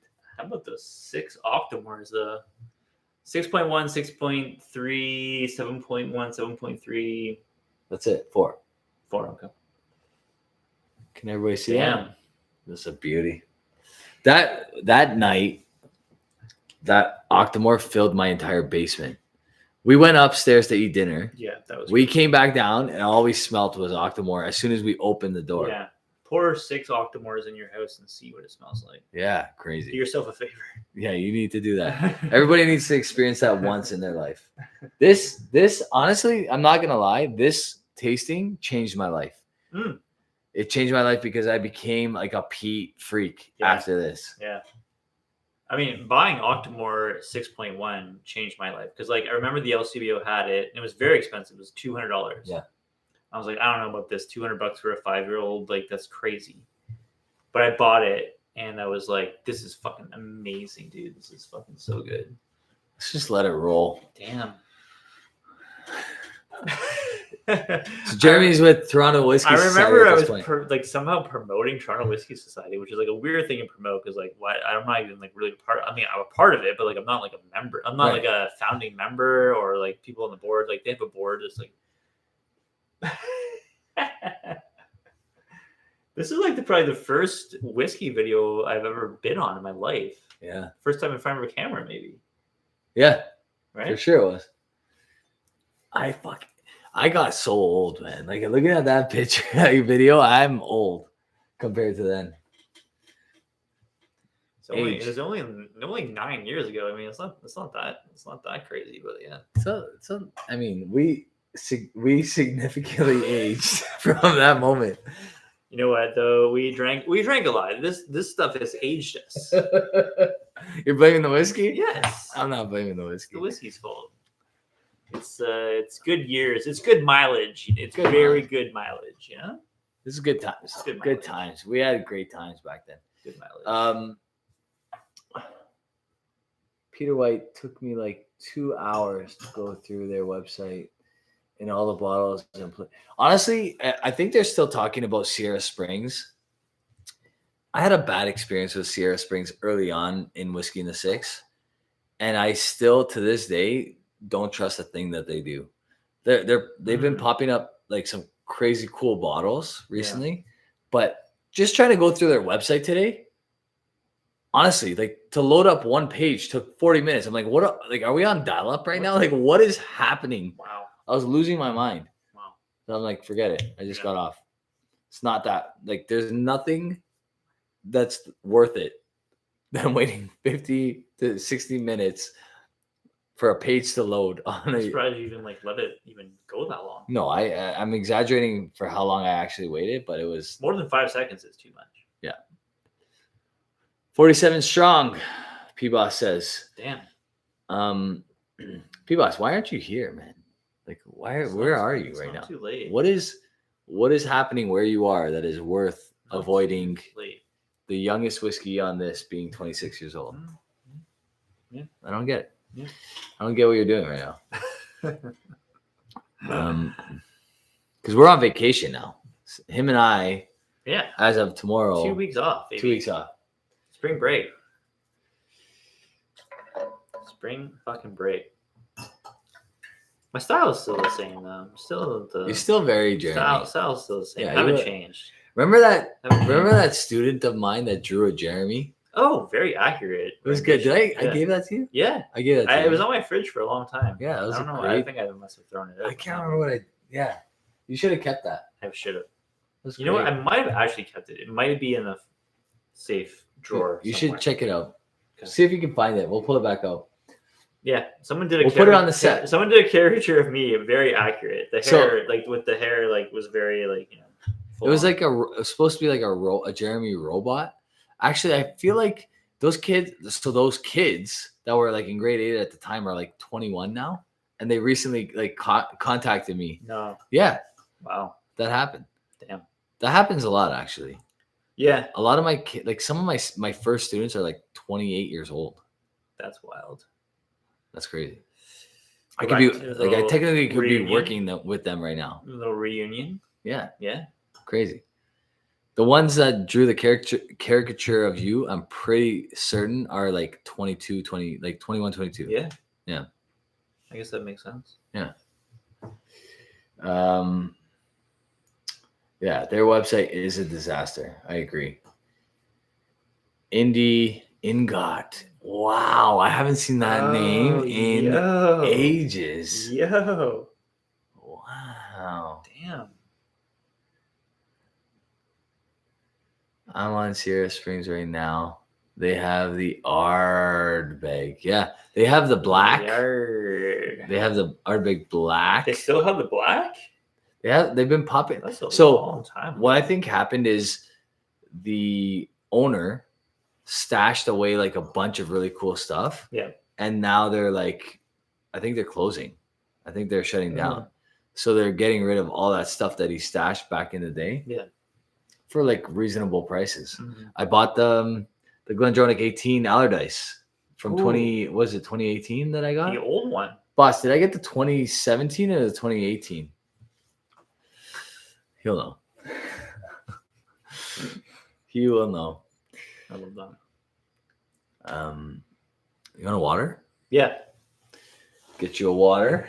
I wonder in this video, did we score these whiskeys? What do we even say about them? I think we scored them. Oh, I think we scored them. an ad. An ad? Wow. This is why you need YouTube Premium, man. Come on. It's not that big a deal. That's how we make money. Like, if it wasn't for these No, you ads, make money. If someone has YouTube Premium, they watch your video, you still make money. You actually make more money. do you really? Yep. I didn't know that. Mhm. I didn't know that. You actually make more money. Who has YouTube Premium in the chat? Just put like a thumb. Just put like a thumbs up. 2017, that Allardyce. See, I told you, boss would know. Like YouTube Premium, I watch more YouTube than any streaming service, so it makes sense for me to have it. I didn't have it for the longest time because I was like, why would I have it? But then once I got it, it makes so much sense to me. The nose on this is bonkers. Mhm. Like, it's crazy. Yeah. Oh, look at this. There's one down, but two up. Sasha, and he watches our stuff, so that's good. You can get like an ad blocker or like a cheater thing. Ad blocker, if that works. I guess maybe. So right now we're drinking the 6.1. 6.1 is phenomenal. When you started Absolutely coming around, phenomenal. Tristan was a baby. Yeah, He was a baby. and Arya wasn't even born yet. Not born yet, yeah. This was your first time at the house.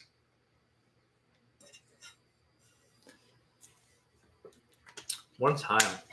What a time. What's the date on this video? I feel I feel like it's got to summer. be like maybe late summer. How do you find out? Description?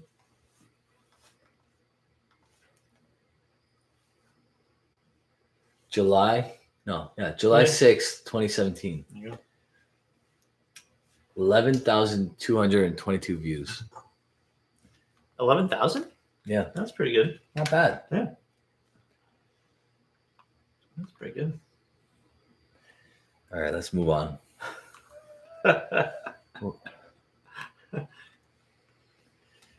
Oh, Do you have a favorite review you've ever done? favorite? Yeah. That's a tough one. Right? That's a tough one. I think honestly, like over the years, the rants have been the best. Yeah. They've been the funnest. Like when you're by yourself in front of the camera, it's Mhm. boring. Yeah. It's boring. Like a lot of people have made comments about the improvement of my videos and all that stuff. Like I've been watching you since 2016 and the videos weren't this good and like all this other stuff. Really cringy early on. Yeah. Yeah. And which is like, whatever, it is what it is, right? Like, you know, we That's everyone's video early on, except for maybe Ralphie. I mean, Ralphie, Now he has that like clicker that he just like presses to start his videos now, right? Yeah. I don't know.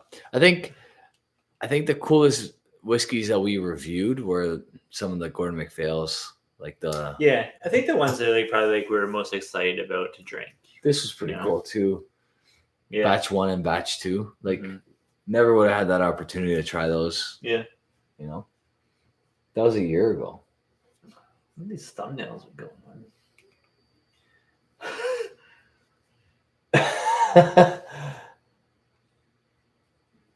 The best rye in Canada right now. Interesting.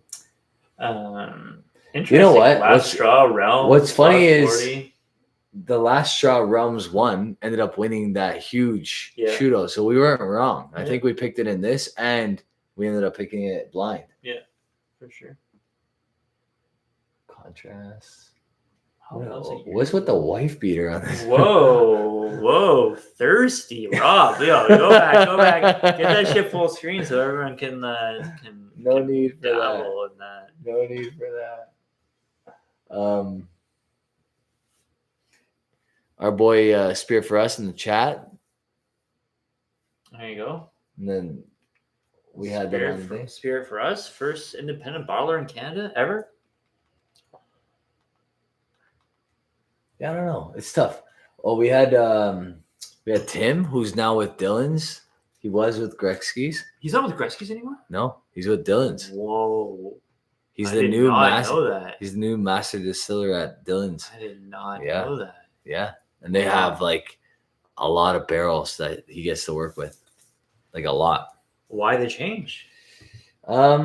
He left. Yeah, he wanted to leave. He wanted to try something new, and Yeah, a little bit it's, more dedicated to the whiskey side of things. Unfortunate thing that happened with Gretzky's, but Yeah, what can you do?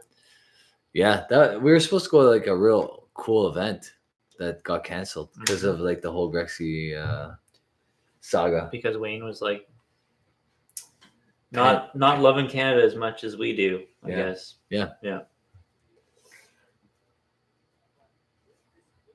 The 17. Aaron 17. Damn. Looks dark. Yeah. That's a beauty right there too. Locally 18. Very nice whiskey. What was I doing with the hair back then? Oh yes, you got a little like mushroom cut almost there. That's terrible. A little mushroom cut. Terrible. Yeah, you guys have seen it all, I guess. The hair is just taking turns. Having Sons of Vancouver on the rant, that was fun. So apparently Max is no longer with Sons of Vancouver. Right. Yeah.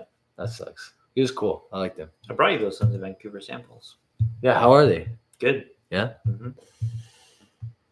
They don't really do bad whiskey, do they? No, they're good. They're good. They're beauties. Should we do one more pour? I don't know. What do you think? What do you got mine? What are we at now? 12:39. We've been live for 2 hours and 47 minutes. Remember we used to do those like constant like 3-4 hour lives? This is it. This is the one. You know what we should talk about right now? Yeah. Is those who are no longer with us. I think it's just one guy. I think it's just Quig. Food Quig. Food Quig is gone. Andy. Yeah. He was an OG. He has old videos out there. The legendary He would just Lefroy 10. He would grind, man. That guy was fucking. He would grind videos, and yeah, that legendary Lefroy 10-year-old. The Lefroy 10 breakup. The Lefroy 10 breakup. That was classic. Can you imagine his ex blowing her nose in the background? Can you imagine breaking up with like your live-in girlfriend, and she's packing up, and you're like, I'm just gonna Recording a review video. this. You know what? This Lefroy 10 is so good. I gotta get this video out right now. And just shooting it while she's like packing her shit. God bless his soul. Oh my gosh, that guy. That's funny. Unbelievable, man. I mean, that video got so popular because it got posted on Reddit, and it got shot up to like the top of the Reddit suggested page. It had like 5 million views or something crazy. Dustin just said 16 years ago. Food Quake. 16 years ago. 16 years ago. Man, Wow. we were in our early 20s. Damn. Wow. That's bonkers. Shout out to Food Quick. Bonkers. God rest that man's soul. Poor guy. You know, I mean, I don't even know how he actually passed. Yeah, neither do I. But a legend in the Canadian whiskey space for sure. Yeah. For sure. The quality. Anyone else in the memoriam that you want to mention? It's a weird thing to mention. How did he do that? Yeah. How was that? He had the weird stroll where it was like, I really gotta get it like that. That was crazy. Double jointed wrists. There was a live where Indy Ingot said there was a live where Quig fell asleep for 8 hours.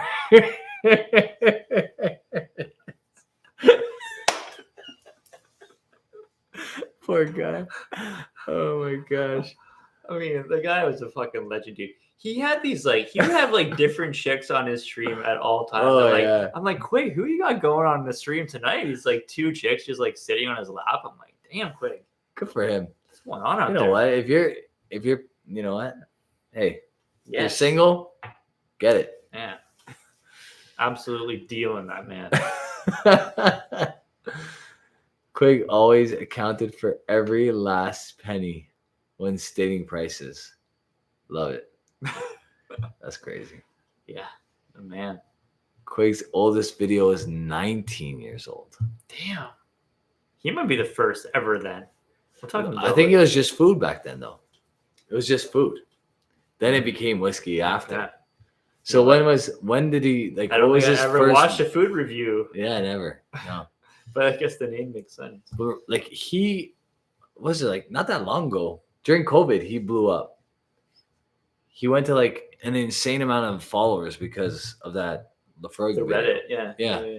The Reddit, and Yeah. just it was crazy. He went viral. Yeah. Good for him. He had his last moment Mm-hmm. of stardom. Or when he would go take a Quig. Remember he would go take a leak in the middle of a live?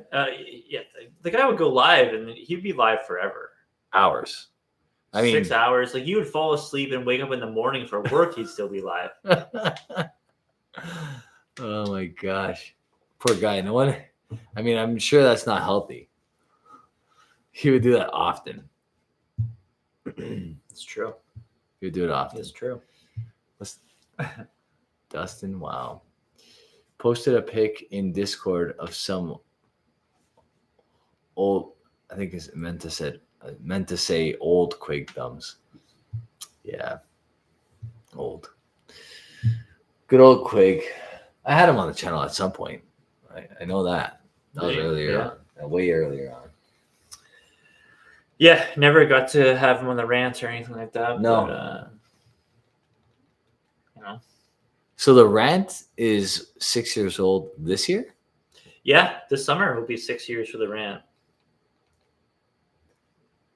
Grand Macallones on the rant. Yeah, this is a good one. This is a good one. Really cool shot of him in this distillery. Yeah. The only scotch you need. Oh, that's a terrible, Oh yeah, what's that? terrible thumbnail. What's the only scotch you need? I don't know. I definitely don't think that's accurate. No, Nah. you're a sham. Yeah.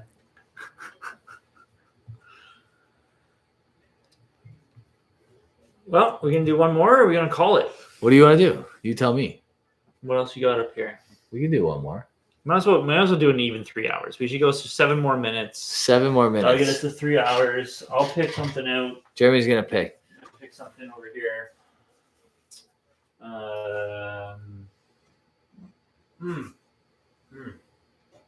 Maybe this. What's that guy? The 24? 23-year-old. I'm gonna pick this 23-year-old Gordon MacPhail Colila, because this is an amazing scotch. Haven't had it in a while, Just gonna. and the fill level needs to get a little tapped, you know. Yeah, it's a little high, right? It's a little high. It's a little high.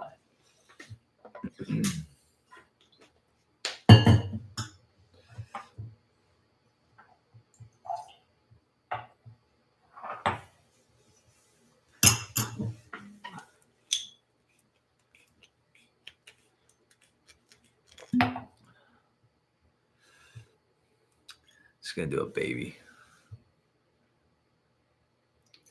That's good.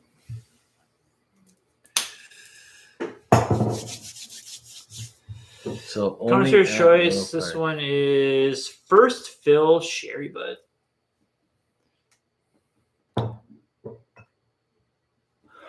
Man, yeah. Think about like Kalila. It's just always done better by other people. And then in a independent. Do you think if I ever did, is there any official bottling Kalila that would beat an indie? Even that 30-year-old wasn't that great.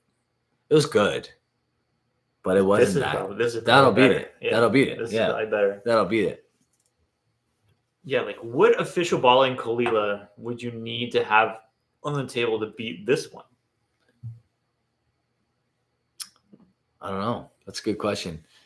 Maybe somebody else knows. I think someone mentioned the 35-year-old. Yeah, there you go. Dustin. 35-year-old. 35-year-old. That would be the one. This one's beautiful. But this is probably, you can probably get what, like 4 of these for that 35-year-old? For sure. Yeah. How much was that 35-year-old, Dustin? What did you pay for this? 300? Ish. No, Yeah. 285? Yeah, probably about that. There's a 25-year-old Glengoyne. Oh, that was a good Glengoyne. 48%. Yeah.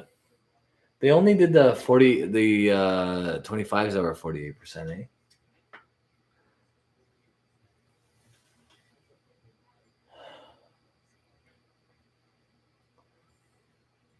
Interesting. I was saying that the 35 was only 700 US, $1,000. The nose on this is great. So yeah, you get 3 of these for that. 3.5. 35 was about 700 when Mike. Wow. When Mike bought it, it was about 700, which is a great price. Mm. For the 35. Yeah. Stop buying big name scotch. 14,000 views. Well, there we go. Aquavite 1 and 2. We had him on twice. Or no, we had him on. It was just a double episode. Aquavite, yeah, that man likes to talk scotch. He will talk your ear off. He's like Ralphie in that regard. Like both of them are really like to. Yeah. We'll go on. No, it was these guys. Like, so Aquavite, I had no idea that it was 2017 when he made that thumbnail for me, which means in 2016, like he was already one of the regulars. Mm-hmm. He was a regular on a lot of people's channels before he started his own channel. Yeah, he started the Whiskey Fabric. No, he didn't start the actual like blanket thing that went around. There was another guy, Travis, I think his name was Travis Faircloth. Okay. Yeah, which like I remember that name. Yeah, remember that name. Oh, little indie versus OB. Yeah, but that Burnside was 25 years old. Damn. And it was a beauty. Yeah. That was a beauty. Nice. Whiskey of the year 2 years ago. Similar angle to the way I recorded this. So what did you prefer? Do you prefer the angle where it's like head on and I have the bottles like I did last year, or the way it's like on an angle and just like the bottle, like the image of the bottle pops up? I'm not sure if I have a preference. It's that time of year again. I think I say that every year. It's that time of year again.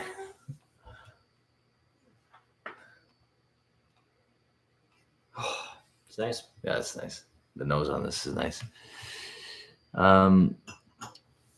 Considering I got involved in June 2019, Roy is such a great and wonderful whiskey enthusiast. 100%. Couldn't agree more. Yeah. Yep. It's nice, man. Palm trees and the tropical breeze. What's that? Great Plains? I mean, you heard of that? It's like well, that's nice. It was like a 18-year-old Canadian whiskey. No. That's the one. That's the Spey malt that I fell in love with. Oh yeah, beauty. 3 years ago. The palate on this Kalila is unbelievable. This is how you gotta do Kalila. First fill, cherry bud at 23 years. Damn. All right, well, that's 3 hours. That's 3 hours. That's 3 hours. All right. 36 people still in the chat. Damn. Appreciate you guys sticking around. Yeah. Appreciate you guys sticking around for the better part of 10 years. Or maybe like most of you anyway, like not all of you, but you know, thanks for hanging out. Thanks for sticking around, and hopefully, God willing, we can do another 10. Yeah.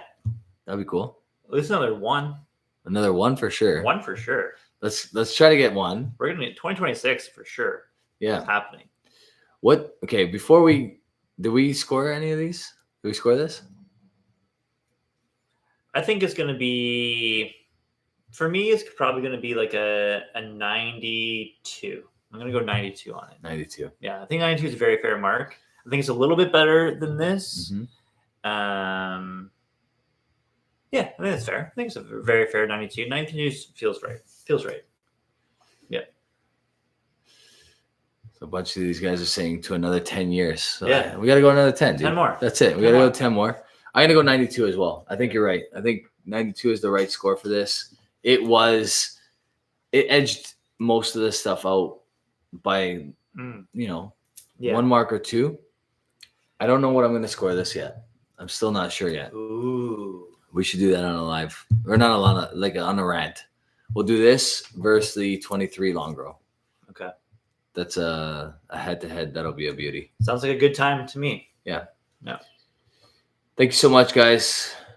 More lives in 2026. P-Boss is asking for. Okay. Yeah, we should do more. Maybe Silent Bob will be less silent in 2026. Maybe he'll come around to this side of the camera. Be the salami. Yes. Yes. You know what we should do? What? We should do some World Cup lives. We should. World Cup lives. Are you gonna be mad if Italy knocks out Northern Ireland? Or you don't really care?